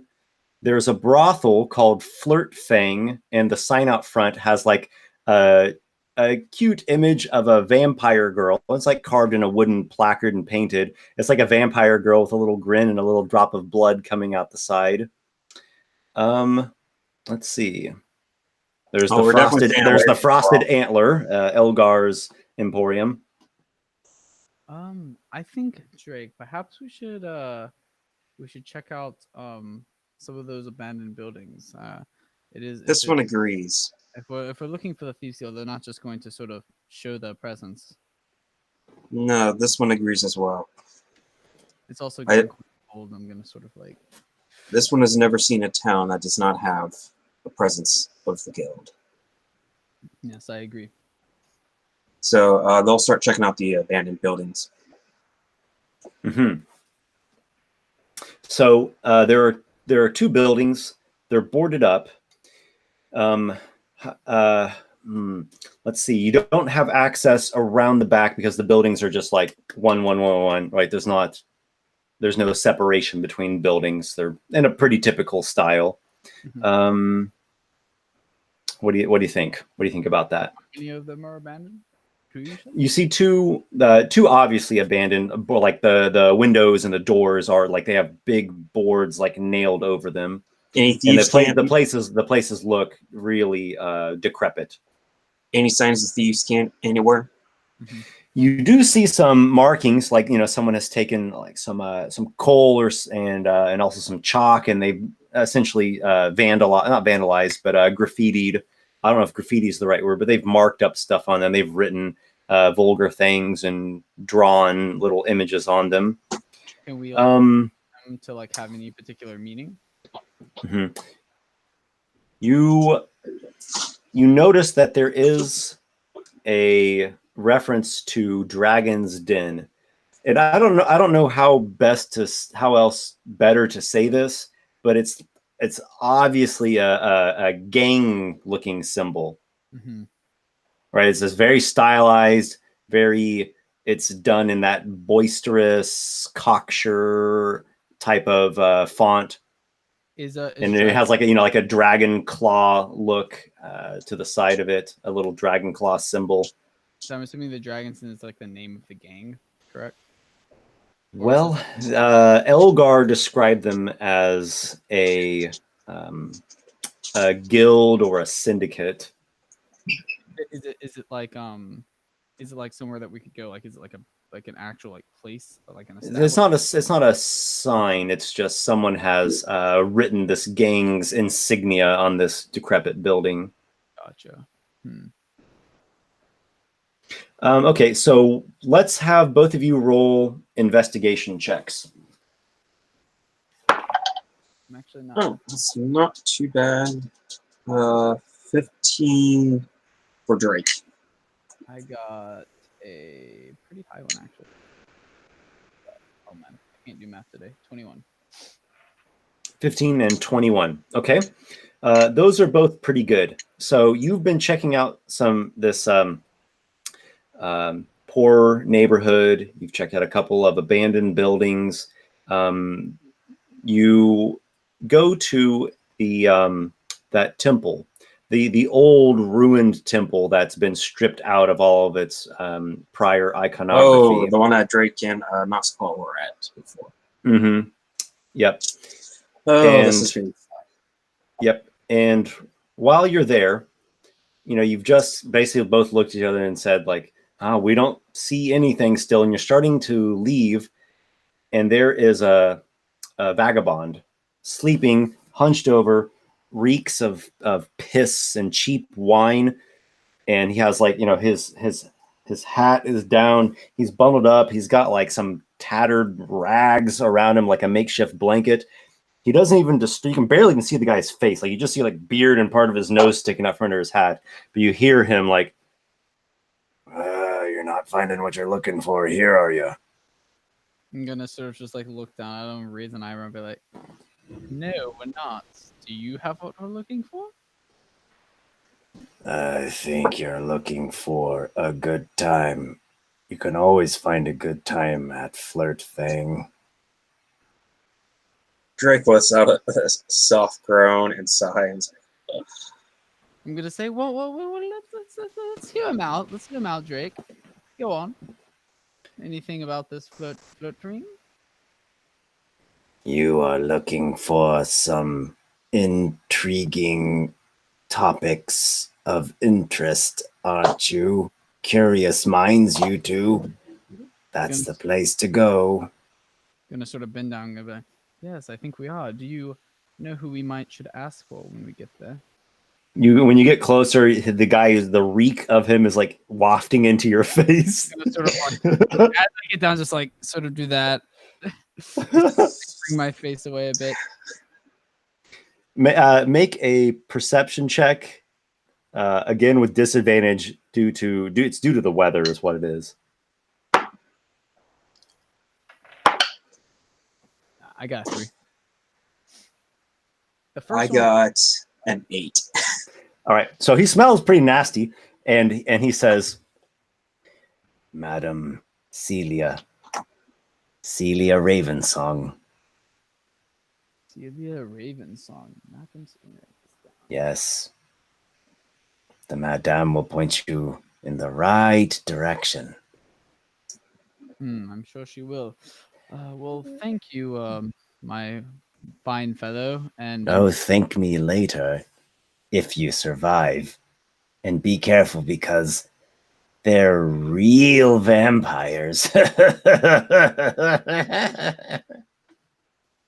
gonna sort of look at Drake and be like, I've never liked vampires. This one has never liked them either. I'm still interested though. Perhaps we should investigate a bit. However, this man here, I'm gonna get a little close into you. You think that we can trust him? Just a random guy on the street knowing these things?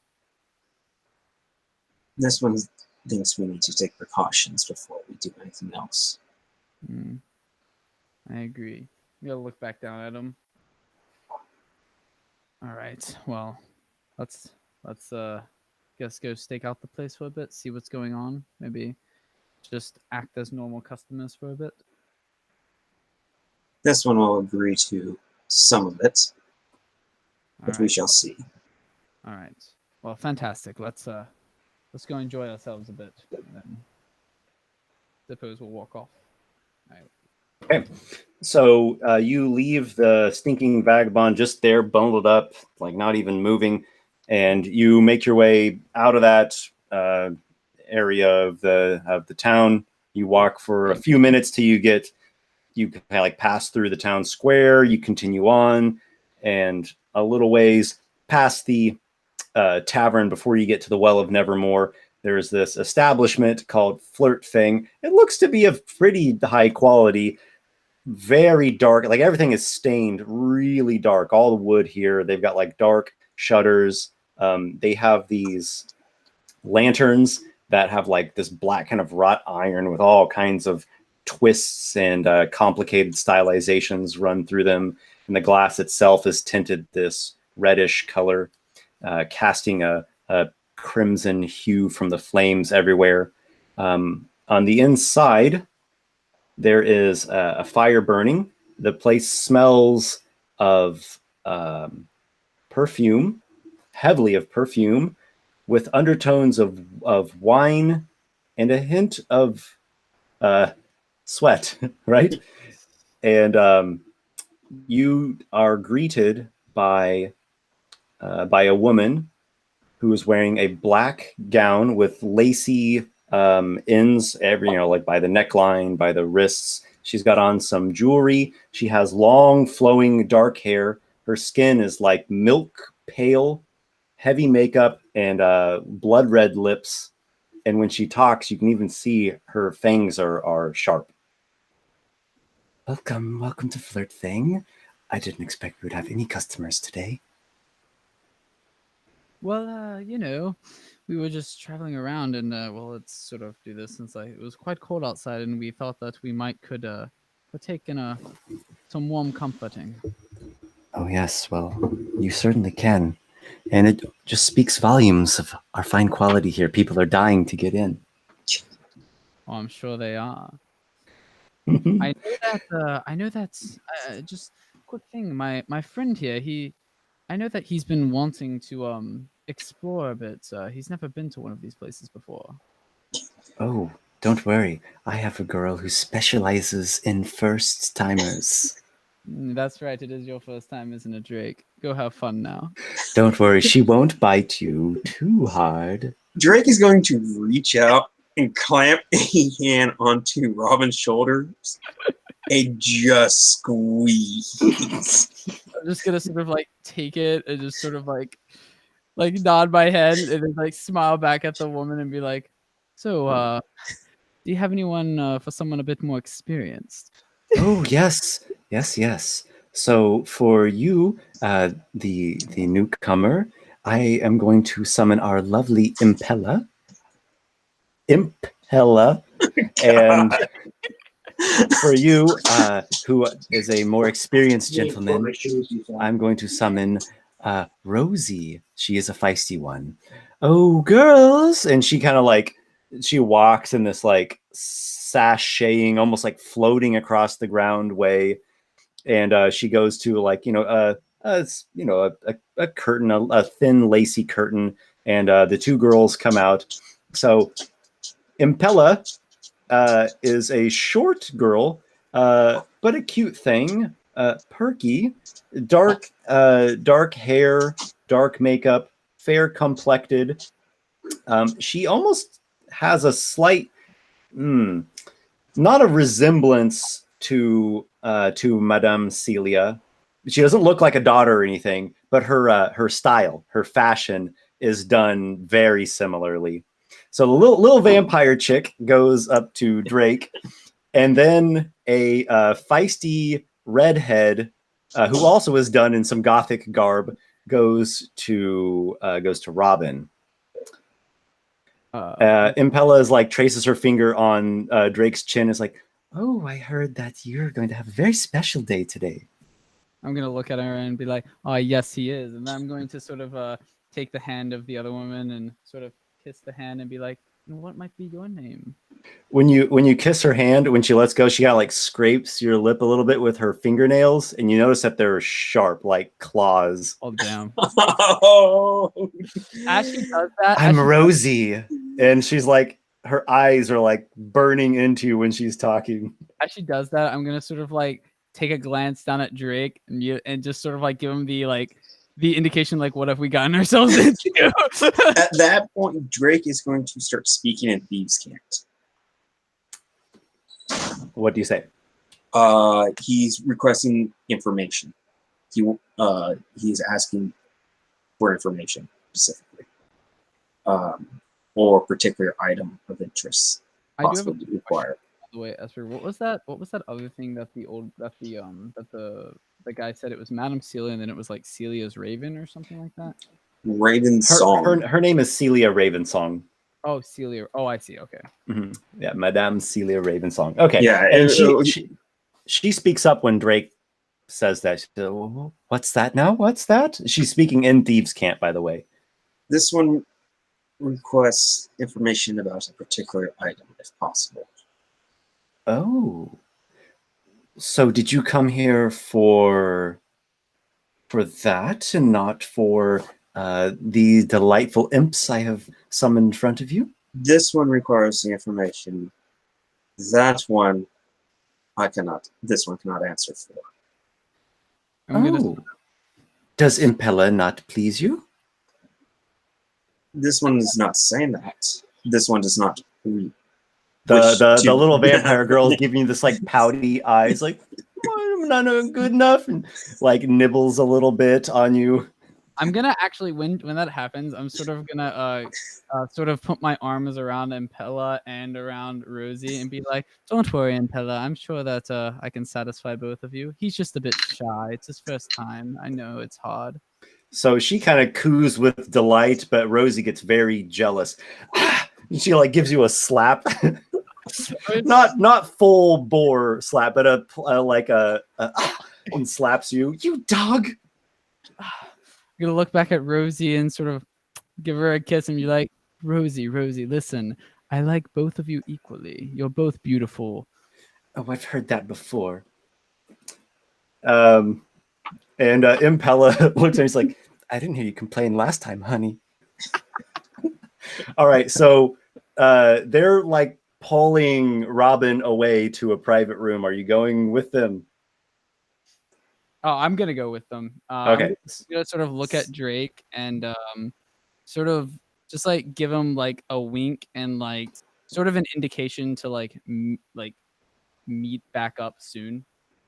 He's going to hold up 2 fingers and give it an indication of 2 hours. Okay. I'm gonna sort of nod to that. So you see your comrade Robin get dragged away by the 2 vampire girls. And Madame Celia Ravensong is wondering what exactly you're looking for. Tell me about this item. I see you are familiar with our trade. This one requires an item to see invisible. This one and his group has run across a creature, fey in nature, this one believes, that constantly turns invisible to hide and attack from the shadows.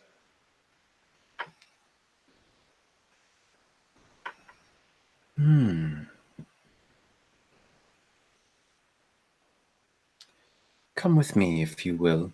I'm going to show you something, and you can let me know if this is what you're interested in. This one shall follow. Come now. So she does her kind of gliding walk, and you go into a privy. So it's pretty cramped. It's just the 2 of you in there, and you see her fumble around. She's got her back turned to you, so she's doing something, and you hear like a click, click, click, click, click, click sound, and then some floor stones sink down into stairs into a hidden sub-level. Come now. She takes a torch and lights it. Yeah, there's like a torch there on the wall and a little steel thing. And it starts crackling. And she leads you down, assuming you're following her. Yeah, Drake's going to be following her. Okay. She leads you down into there's like a unlit passageway, an underground tunnel. It's made of, some basic masonry walls. She leads you through this dark tunnel And as you're going, you're hearing the sound of some voices in the distance, like you're getting closer towards a room where there are some people talking. So you keep going and you enter into a medium-sized circular chamber, stone walls, stone benches lining the walls, and there are two curtained, not doors, they're just curtained exits going into some other adjoining areas. You can't see, the curtains they're not drawn open. There are three men that are talking in kind of low voices with one another. They look like capable fellows, rough sorts. You see that they're armed. She doesn't really pay them much mind, and they stick to their own business. At the center of the room, there is what do we call this? Like a stone circular table is essentially what it is. I guess maybe like a podium. Yeah, like a circular table made of stone. Just comes up out of the ground. And there are a few scrolls on it. And she goes through some scrolls. She unrolls one, and there's a number of hand-drawn, just like ink drawings of some different things. And you see like some notes and some tally marks and certain, to each side of each of them. So like some kind of inventory or description catalog. And she comes to this one that has a look of a mask in the shape of an owl. Not a full face mask, but the one that covers the eyes. And it has an owl-like look, even like a little beak thing that goes over the nose. And there's like this is all written in Thieves' Camp, by the way, but there's a brief description it's talking about a mask to see that which is cloaked with invisibility magic. You also see some notes that indicate to you that this is a stolen good. This is a hot item here. All right. Drake's gonna spot it, and is this something like you were referring to? This is an item that this one could use. Mm-hmm. You see a price next to it that says 4,000 gold pieces. Ooh, and I don't have enough for that. How much do you have? Make me an offer. This one is willing to offer 700 gold for the item. Oh dear, no. I suppose we won't have a deal then. This one understands. This was a chance. This one understands. Nothing always goes their way. Well, perhaps another time if someone else doesn't pick it up. She turns to start like leading you out. She's still holding this torch in her hand. Well, I guess once she's in the room, she set it into a wall sconce. She picks it back up. Though there is one other thing that could serve. Are you familiar with one known as Slick Jeffy? This one has heard the name Jeffy, but that's his name. Well, without wasting too much of your time, he is a nasty, nasty man who has wronged me and my family a number of times, and my uncle, principally, Grimtongue. He would be worth a fair amount if we could have him in good condition with a strong beating heart, still not dead. You see her run her tongue over her fangs. I like Madame Celia. This one perhaps Speak with your fresh. You don't have to decide now. I know this is a lot to ask. Speak with that friend of yours. He seems a daring one. If you all are interested, let me know, and we will draw up a contract. This one will think upon it. You hear the guys kind of snicker. There's like a group of three guys, and they're like, they don't have the guts for that. Drake's just gonna look at him and just like, give him like the 100-yard stare. An intimidating stare, Or just, no, just like this flat look. Like, okay. they have no clue what that he has already gone through. Another one of the guys, a really long-haired guy, rough-looking fellow. They all have pale skin. What are you looking at? This one wonders if you have seen what this one has seen as well. I bet you haven't seen half the things that we've seen. They all bear vampiric fangs. This one wonders if you have seen a kraken live.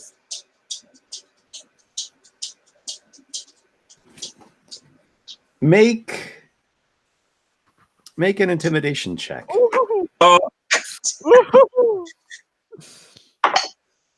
Oh, that's not good. A 2. I'd help you out if I was there, Drake. That's a 2. The 3 men stand, fangs bared, and their hands on their weapons. Drake holds up his hand. Questioning us. This one has only asked you. For this one has seen a kraken and survived, barely. This one was only inquiring. Drake, at the same time, has his hands up, spread wide, showing that he's unarmed and does not mean to fight. He was only just asking the question. Celia, we told you to stop bringing the living down here unless they're for drinking. Yes, well, you told me that. That doesn't mean I have to listen to you. Very well, Drake. Let's see if this comes to fruition. It would be a wonderful deal, I think. Come now. She like gently puts her hand on your back. Do you leave? Yeah, Drake's gonna go with. She'll escort you up. She escorts you back through the long, dark tunnel up the stairs. She snuffs the torch out, puts like a damper on top of it, closes the secret door. You leave. How you doing, Ron? Oh, sorry, what? How are you doing, Robin? Oh, I'm with 2 beautiful vampire girls. I'm just sort of talking to them sort of flirtatiously as we walk, I'm assuming, into a room together.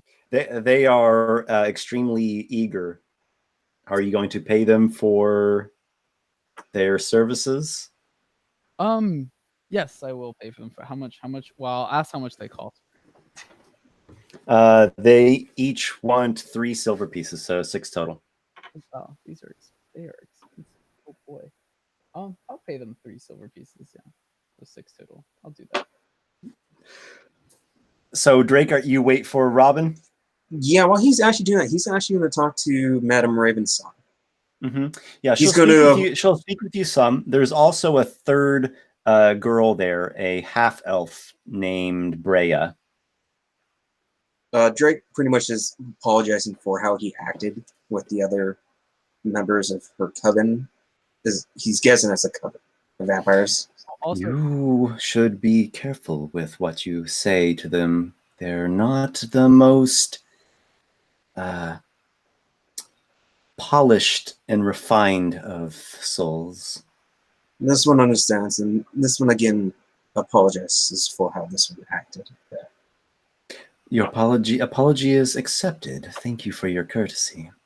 This one would ask for some tea, if possible, while this one waits for his friend. I can offer you some mulled wine. This one shall accept that. It will warm you better than any tea.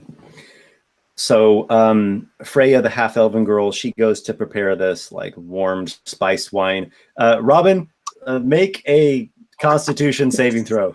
I did want to do something before I got it on and stuff. I wanted to look at them and be like, could you give me while they're like getting in bed and stuff, I'm gonna look and say, could you give me just a few minutes? I want to check on my friend real fast just to make sure everything's okay and going well. I will be Sure. back. They say like they're gonna be getting ready and waiting for you. I'll leave and sort of go find where Drake is at the moment. He's pretty much in the main sitting area with a glass of wine, just nursing it. All right, I'm gonna sort of like look down at you while you're sitting down. I'm assuming and be like, "So, did you find anything else?" This one might have found something, but this one believes we need to speak with the others before we continue on. I see. I see. Well, how is does she seem trustworthy, this madam? This one believes she can be trusted. Make an insight check, Drake. Yeah. Oh, jeez, that's not a good one. Oh, no, wait, actually. 11. She seems perfectly trustworthy. Yeah, this one believes she can be trusted. All right. Well, I will trust your judgment here. Now, on to more important matters, my good friend. I have two lovely vampire women in a room waiting for me to come back and have some fun with them. And I'm gonna sort of take the wine cup that you were drinking, sort of sip some of it. Be like, you're welcome to join. Drake puts out his hand for how much ever he paid for the wine. I'm just gonna sort of like nod it away, put the cup back down, and say, "Well, you're welcome to join us if you'd like. 3 silver pieces each, and if you don't, well, I mean, more fun for me, I suppose, right?" This one has no interest to partake. Fine. You're boring anyway. I'm gonna walk back to the 2 girls. Do I see any other girls on my way? Madam Celia is speaking with Freya, the half-elf. I want to walk over there and be like, "Madam Celia, how are you?" Well, it's a cold, cold day, but we're staying nice and toasty warm in here. Yes, I agree. It is very warm in here. I just Robin, we're waiting. We're ready. I'm gonna say, "Coming soon, my dears." I'm gonna look at Madam Celia. I'm gonna say, and sort of get in a little closer and say, "What would you suggest that? What kind of drink would these 2 ladies enjoy? I want to buy them something." Okay, well, Impella enjoys wine spiced with wolfsbane and hemlock. And Rosie likes wine that is nearly boiling hot and spiced with peppers. Out again, how much would these cost? She asks for an additional 3 silver pieces each. Oh, so that's 12 silver. I'm gonna do it. I want to impress these vampire girls.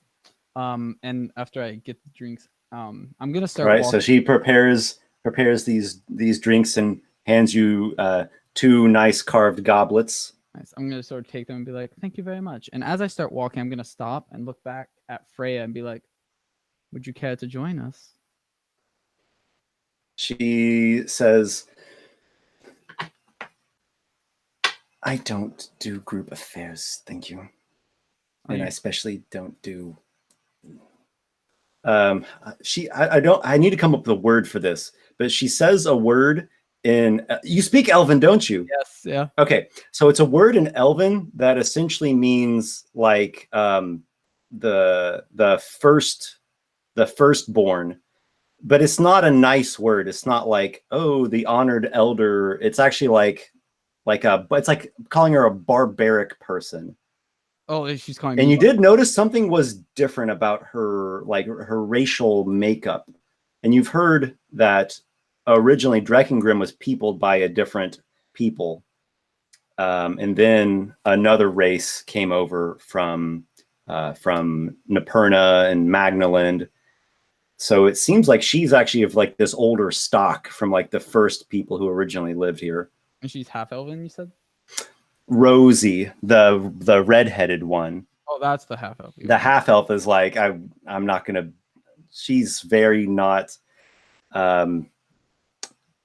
Well, I'll just leave it at that. She says kind of a disparaging word in the Elven tongue about her type of race. Does Drake hear this out of curiosity? Probably so. You're there nearby. He's gonna laugh at hearing Robin get insulted. I'm gonna sort of like no. She's referring to Rosie, the ginger, who's of like she's like of a firstman stock. Okay. And she's like this half elven girl's like she's too good to deal with the like old barbarian folk. I'm gonna sort Okay. of I'm gonna sort of look down at Freya. I think she might be. I don't know how tall she is. But I'm gonna say sort of also in Elvish. And I'm gonna say, my dear Freya, you may think they're barbaric, but they will give you and myself a fantastic time. And hell, you don't even have to do anything with them, but I'd be happy to do some things with you. I'd rather lick a dead rat. I'll- If you want to come back and visit me alone sometime, yes, I don't do group affairs. Perhaps. I'm gonna sort of like swap myself around and then yell out to be like, "I'm coming!" and then go. All right, so Robin dives back in to the room with the vixens. I won't go into details because they are sordid. But I do want you to make a Constitution saving throw. And this is not against disease. It's to see how well you survive these girls. Oh, Oh, it's not amazing. It's a 13. I did. It's not. What do you got? A 13. 13. Okay, Drake, at various points you hear Robin howling in pain. And when it's done, he comes out and he has like bite marks and claw marks all over him. Drake is just going to look at him and go, this one thinks you might have learned your lesson. But I'm assuming it was still a really good time, though, right, Esper? It was a wild and unforgettable experience. I'm gonna sort of like walk out with some of my like common clothes sort of like kind of battered and like with like part of them open, and like you can see like still some of my body, and my pants are like kind of still open. Just sort of look at you, put my hand like sort of plop down in a chair and put my hand on my head like this and be like, "Oh, those girls, my friend. Oh, they are quite wild indeed, but the night to remember." Lady Celia says, "Oh, they will drain you in more than just one way." I look at Celia and give her a wink and be like, "Oh, I learned that plenty times that night." So let's move things along here. Yeah, so I think at this point we've got some developments. What's everyone thinking right now? Carderock he's resting. He's probably on the mend though. Thinking You've got 3 scrolls of see invisibility. Lykar and Robin can use them on themselves. And then Drake and I learned about the what was that guy's name again? Jeffy? Yeah, his name is Jeffy, but his nickname is Slick Jeffy. Yeah. So Drake learned about that. He hasn't passed it along to Robin just yet. Apparently, there's bad blood between him and Grimtongue and Grimtongue's family. They seem like they're feuding families that they have all kinds of insults and injuries they've traded over the years. Yeah. I'm assuming Captain Noxiqual, Lykar, your 2 cents? Well, I think we have some unfinished business back at the playground. I think Fair Veron won't wait for Robin forever since he seems to have moved on without her. I'm gonna sort of let Noxiqual and sort of scowl at him and be like, "I never moved on from Fair Veron. I was simply gathering information." This one did not hear any information exchanging up there. This one heard only screams and moans. Yes, and you would have heard screams and moans too if you had joined me, but I look at Noxiqual and say, "He's a bit shy." Yes, well, I'm sure that while you were enjoying yourself, we are now prepared to deal with that invisible creature. Not in the way that I'd hoped that we would gain it, but we have some scrolls. Drake speaks of it. This one might have an option. I'm gonna look at you. I'm gonna look at Drake as well. This one spoke with a representative of the Thieves Guild. They currently have an item, but this one must retrieve a person to trade for it. retrieve a person, would this involve leaving the town? This one believes the person is in town. Who is this person, Drake? Yeah, tell us more. This one must find Jeffy. Oh, your good friend Jeffy. Oh, yes. I remember. He's good friends with him, Noxiqual. Quiet, Robin. Who is Jeffy? He gives the nickname and then starts explaining how it sounds like there's been bad blood between Perhaps the literally. families. Yeah, literally it sounds like in this case. Indeed. So, did they tell you anything more about Jeffy? What did they look like? Anything This that we one, could use? this one did not give They've any. given you a description. Okay, so they, Yeah.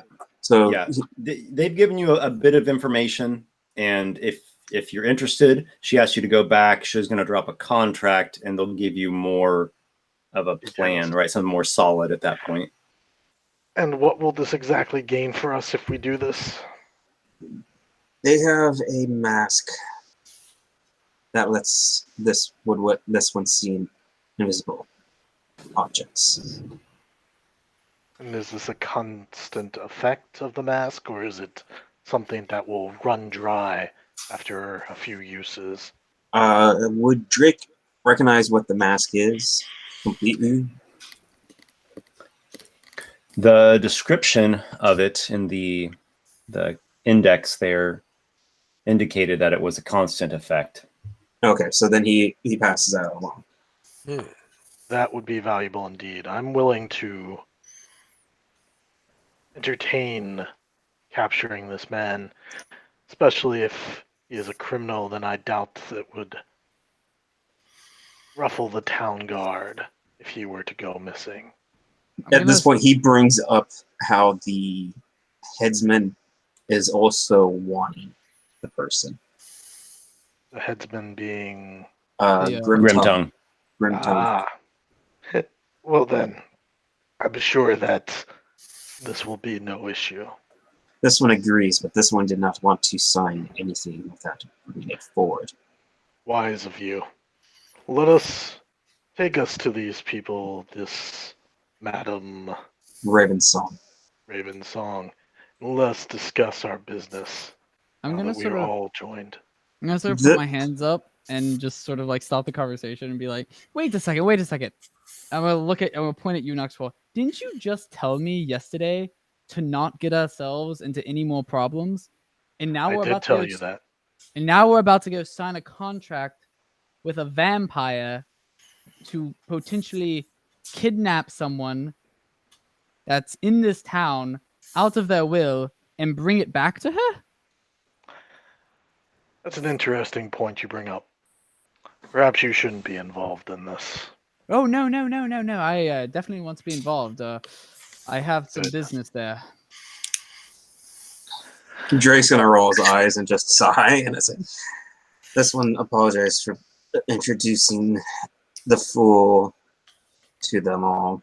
You can't control him. I understand. I think Drake should be apologizing to poor Impala for being too shy to give her a good time. She was almost crying. This one heard no tears. So Lykar, This one sees through your lies. so Let's go Lykar, meet these vampires and see if their words ring with truth, or if This this one is shall some lead. deception. I guess at this point, grab a quick lunch and then head over to Flirting Fang. I think it was. Flirt Fang. Mm-hmm. Yeah, Flirt Fang to meet with Madam Ravensong. during the lunch, I'm gonna be pestering Lykar constantly about his magic scrolls and that he got magic items for me. That's not for you.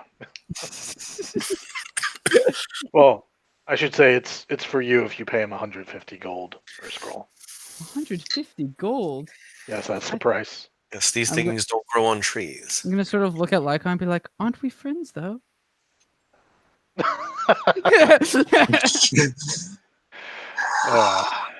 you want me to answer that? Maybe not. Maybe not. All right, so yeah, the days going on, right? The days moving on here. You all eat at Candle Lodge, and you're wanting to go speak with Madame Ravensong. Is that what I'm hearing? Yeah. Yes, please. Mm-hmm. Okay. You make your way, the lot of you. Mhm. Yeah. Okay. To the brothel. You are greeted inside by the madam. There are also two other men that are there in the waiting room who are waiting on the girls to finish freshening themselves up before they have their way. So Madam Ravensong, she finishes up the speaking with those other two guests, and then she turns her attention to you all. There are 4 of you now. Well, I see the word of our good services is only spreading. This one has passed only- along. This one has passed along what you have said to this one, and this one's group is interested. Yes, and I have passed along the good services. Madam Ravensong. Oh, I heard a few things about you, Robin. Yes. You'll have to be a repeat customer. Oh, absolutely. I very much enjoyed Impala and Rosie, and Freya told me that I could come back and perhaps have a bit of fun with her as well. Ah, yeah. She is a little bit more picky, but she's worth it. I think she is the sweetest honey that you can find in all of Ravenswold. Oh, I'm sure she is. Carnal desires do not interest me, though. I was told that you have an item that you'd be willing to part with. Well, it's not mine per se, but I am in business with some fellows, and we try to use strategic deals that work towards the embetterment of our goals. And I think you yourself are in need of this item to accomplish your own goal. Let's Useful. speak in the room here to the side. Lead. She pours you all a cup of wine, one for herself, hands one to each of you. Noxiqual takes it but does not drink. Drake's gonna stand by the doorway just to kind of make sure no one walks in on them. Okay. Lady Ravensong enjoys her wine for a moment, and you kind of exchange pleasantries. You introduce each other. Noxiqual is very business, not Mhm. pleasant. I'm Mhm. trying to. I'm being very flirtatious with the madam. She likes that. we're- Yeah, she takes to that well. So there's an understanding amongst your party and her that you're dealing with a matter that is sensitive and secret. Mm-hmm. Is everyone all on the same page with that? Yeah. Yes. So she asked for your word that you will keep this private and not tell a soul. I think all of us look towards Robin as she says private and not telling a soul. When you all look at me, I'm just gonna put my hands up and be like, I would never speak of this to anyone. I only speak of things that are public information, such as my dealings in matters of love and affection. And then I'm gonna wink at the madam. If you betray this trust, Robin, I'll cut out your tongue. Is that good enough for you, madam? A cruel and harsh punishment. Well, the matter at hand, yes. So there is a certain individual who is a member of a family that is a long-standing opponent of my own family, the Colwicks. And there is one particular nasty thorn that has been driving itself under our nail for years, a torturous and selfish, ungracious bastard of a man, black-blooded fellow. His name is Jeffy. He has earned himself a nickname, Slick Jeffy, If you have heard that, then I would not be surprised. Everyone calls him that behind his back. Everyone knows that he has pilfered from the common folk, stolen from the treasury, from the public. He gets away with it because his father is the leader of the Laborers Guild. So the government here of Ravenswold is a town council, and it's comprised of the three biggest guilds: the Laborers Guild, the Traders Guild, and the Scholars Guild. Red Colwick is the head of the Laborers Guild. So he's a very prominent figure in the local government. Jeffy is his son. I want to ask her a question. If I can, I'm gonna be like, oh, why do you have an issue with him stealing things? I mean, doesn't that help with your own business? No, not at all.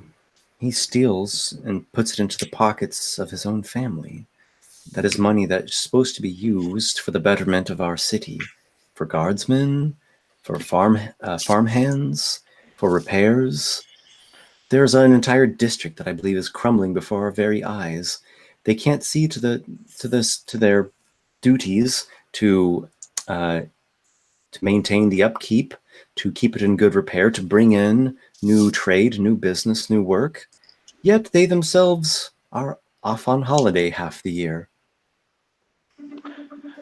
Sort of nod You my seem head. very unlike what I would expect from someone your kind. But there is truth to what you say.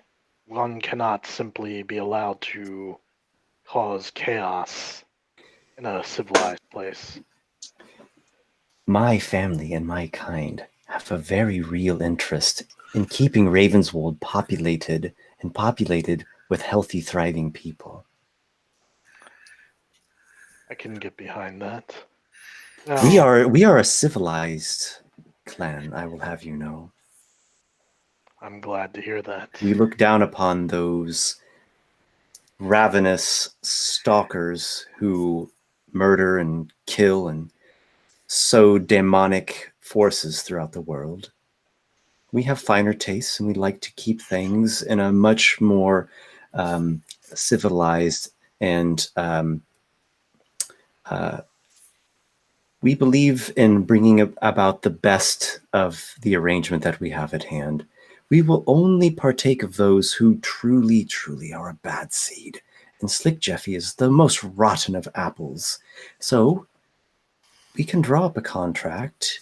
If you can deliver him to us, we will take him into our own custody, and we will give you a highly reduced deal on the Owl's Mask.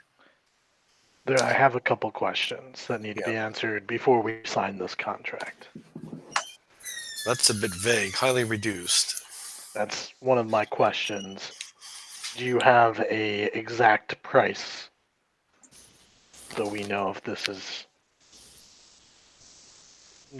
negotiation is worth our time? Well, your associate Drake here has already offered a sum of 700 gold coins, and I believe that would get us about 1/3 of the way there. So 2,100 2,100 coins. yeah. Gold coins? 2,000, I think, would suffice. Mm. We do need Jeffy, though, as unharmed as possible. My next question is, are you not worried once he goes missing that his family will take reprisals against you? Yes, we are concerned about that. We have some measures in place. I cannot speak of them. They are secret. But I'm not sure if it will be enough. There will be an additional clause in the contract that is going to help solidify this weak link in the chain.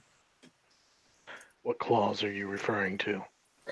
Well, my family and I have a very close bond with a certain entity of power. She is a wonderful patron of ours. If one of your numbers would become, would enter into a pact with her, she would bestow some boon upon that soul, and she would give a task that will help to solidify things and keep hell from breaking loose. I'm gonna glance at Noxiqual because I'm sure that he understand. Like we both understand what's like going on right now. I'm gonna look back at the madam. I'm gonna say, "What is the name of this patron?" Well, we all call her the Raven Queen. However, she has a true and secret name. Whoever enters into the pact will know this name, will see this name, but it is not one that I would dare utter aloud otherwise. Let me get this straight. You're forcing this clause on us because you're worried about the reprisal. You're asking us to do a job that you're worried about reprisals from, and you want us to make a pact with this being so that she protects you. And Think we of get it. something out of it. Exactly. Think of it as a sort of a marriage to seal an alliance of two houses, and there will be dowries exchanged. You will receive benefit. We will receive benefit. We will shore up any potential occurrences upon the sudden disappearance of Jeffy. I'm gonna sort I've of already take been married once. I don't intend to again. I'm gonna sort of take a drink of my wine and put it down. I'm gonna look at her and be like, "You said that it would give you a boon. Now I am always one for gaining more power myself. Could you Yes. elaborate some more on what this boon may be and what perhaps the task is that I would have to complete?" So let's assume that it is you yourself who will enter into this pact. You will receive an amount of mystic gift from our patron. She is going to bestow upon you some gifts. She will also require of you a task. This task will serve directly to prevent any potential outrage or reprisal from the Colwich family. You will certainly gain from this in some sort of way. You will have new powers at your disposal, and you will have a new patron who will watch over you, perhaps come to you in times of need. No, I don't like this. This clause, you painted in pretty words, but it sounds like a whole mess of debt hanging around one's neck that one must continue to hold on to long after this deal is done. Yeah, I sort of nod my head at Noxiqual and I say, "I do like the potential of gaining new powers. However, this task is quite vague, and I would not want to put myself nor my party members in danger if something were to happen with this or after we complete your contract." And I'm perhaps willing what is- to still do this task, but the reprisals must be on you. You must entreat with your own patron how to protect yourselves from this. I'm sure with your relationship, this is a simple matter. Mm-hmm. Well, I completely understand that you would like all terms to be made explicit and clear before any signing is done, especially for the one who makes the pact, for it must be signed in blood. Everyone knows that's how it is done. So I can assure you, we will draw up keen and clearly worded stipulations to the contract, including the benefits the recipient will thus have, and to the best of our knowledge, that task which he will be given by our great patron. She has already helped you. A show of good faith has already been made. I'm gonna look at Noxiqual and say, "Captain, I will admit that she has already helped us, and as long as this task does not really affect any of us, then I believe that I am happy to take it on upon myself." Be that as it may, this sounds like a lot of trouble that we're doing just to get our hands on an item that we still have to pay you for. a good sum of money. I agree with the captain. It is a good madam. sum of money, but it is a wondrous item. I don't disagree with that. I am saying the price is a fair price in the gold terms. But you're asking a lot more price than just gold here. Your misgivings are completely understandable. Why don't we sleep on this matter? I will consult with my associates. I will consult as best we can with our great patroness. We will draw up the specifics of the contract and present them to you, say, tomorrow. Is that of your liking? You can review them, and if they truly do not sit well with you, then no one will force anything. You can draw up your contract. We may not be here come tomorrow. We have many things to do. But if we are, I'll look at your terms. Mm-hmm. Well, the weather is awful. I can't imagine that you're going to be going anywhere in this. Oh, I'm sure it'll clear up. Oh no, this is a terrible blizzard. I do hope it clears up, but, well, I can't say that I'm complaining about the lack of sunshine. As she's saying that, I'm gonna stand up and say, "Why, yes, Madam Celia, I'm gonna drink some wine. The weather is quite terrible outside. Do you think that perhaps we, or and I will look at them all, at least Nope. I could stay No. for the night?" Oh yeah, you are a paying customer. We cannot refuse you as long as your purse of silver stays generous. Our hospitality will be the most warm. Of I course, of lean course. in and I grab Robin and pull him close, so I can whisper in his ear. I say, "You are not to make any deals without my approval. You understand me?" What's a deal for yourself? I'm going to sort of whisper back and be like, "Don't worry, I won't make any deals that would affect our crew." I know that she can hear us, but still, you don't get any more chances. I'll let him go. I sort of go back and sort of wait for a second and then put back on my normal face and look at Madame Celia and be like, "Well, I think perhaps I could go talk to Freya. Do you know where she is at the moment?" Oh yes, well, Freya is with a customer now. They came in just before you. But is there anything I can get you to be comfortable while you wait, or would you like to come back later? I believe that I will just wait for a bit and have some wine while I wait for Freya. Yeah, that is most. You're most welcome to. We'll be having some food delivered shortly, and you're welcome to partake of that as well. Fantastic. All right, so let's pause there because there's going to be a contract that's going to get drawn up. That's going to take a bit to get the details of that worked out. Mm-hmm. I do need to give out some milestones, though. Yes, please. I probably should have already done that before your last long rest, just based off of everything in the dungeon you've already done. All right, Greatly so appreciate it. yeah, let me get some stuff here. All right, so the maze skill challenge, that's still kind of unresolved, right? So that's still there. Okay. We'll be right back. Yeah. So let me total some stuff. So I have one and a half, 2.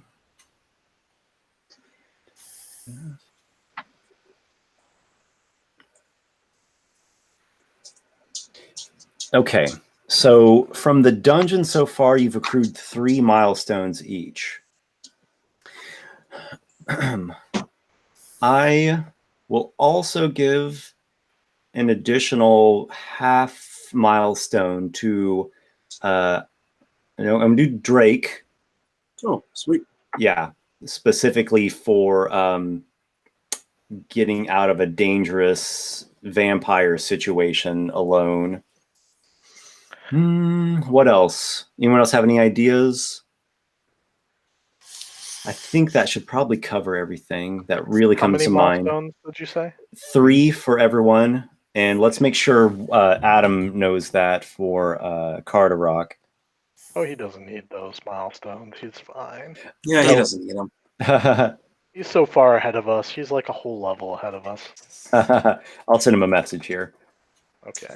Dang, I'm 3 milestones away from my next level. You should half his milestones. Like, give him like half. Like 1.5. Okay, so he sent me a message letting us know that Yeah, I saw. tonight he wasn't going to be able to make it, but he'll be back in next time. Okay, Awesome. so I sent him a message, let him know he got the 3 milestones. Yeah, unless anyone has something like minor that we can do now, I think this is the perfect place to pause. No, I was going to say like- this would probably be the best place to pause. I mean, I'm leveling up right now. Only take a few seconds. I would right. like to take the boon real fast. No, I'm just kidding. Only things I can think of is just kind of, is the storm going to be ending like today, or is it like we're entrenched in town? Sure, Or- we'll pause things here with you all kind of retiring for the day to go, to dinner and kind of think about what's happening. Snow's coming down and big We're stuck. flakes. It's kind of a snowed in moment. Got it. It's not piled up in huge mounds. It's just been today, but it's still Well, snowing. Also, I guess to like make it perhaps easier to like introduce Carderock back, maybe like we left him a note or something like where we were going and stuff. Like, Mhm. I don't know, something like Yeah. that. Also, it's a small town, so it's fairly feasible to you go back to the inn, you have a meal, you check on him. Yeah. Mhm. So I think this is a good place to pause. I want to thank everyone who's been following along. Anyone who is interested, the next person to message, I will give you a drawing or a monster I've designed or some little free giveaway. Just make any comment in the live chat. Going. I put it in there just so you'd have a good reference. Oh, we got it. Gothic. Gothic D. Thank you very much, Gothic D. Send me an email to esperthebard@gmail.com, and I'll shoot you back a little thank you prize for sticking with us this whole time. Once again, thank you very much, everyone, for following along with us in this strange and fantastic tale that we're weaving. Thank you guys for gaming. It was another really fun session. Yeah, absolutely. That was a Indeed. lot of fun. Yeah. We'll It was a catch blast. everyone again in a couple weeks. I think we're going to be on we might be on a different day due to the Easter holiday. Yeah, but you we'll should definitely tell them what the schedule is going to be like. Yeah. Okay. So I think we talked about it in Discord. So yeah, Yeah, we I talked can- in Discord. Saturday in the evening. it's going to be Easter weekend is a Friday, I thought. it's Friday. Okay, so it's going to be Friday, April 19th, 9 Eastern, 8 Central, 6 Pacific. And then we're going to have a couple earlier sessions on the next 2 sessions after that, due to Game of Thrones. yes. Priorities. I'm All so right. excited. Yeah, I'm so stoked. Thanks again, guys, and I'll see everybody in the next episode. Yep. Bye, absolutely. everybody. Night. Bye, everyone.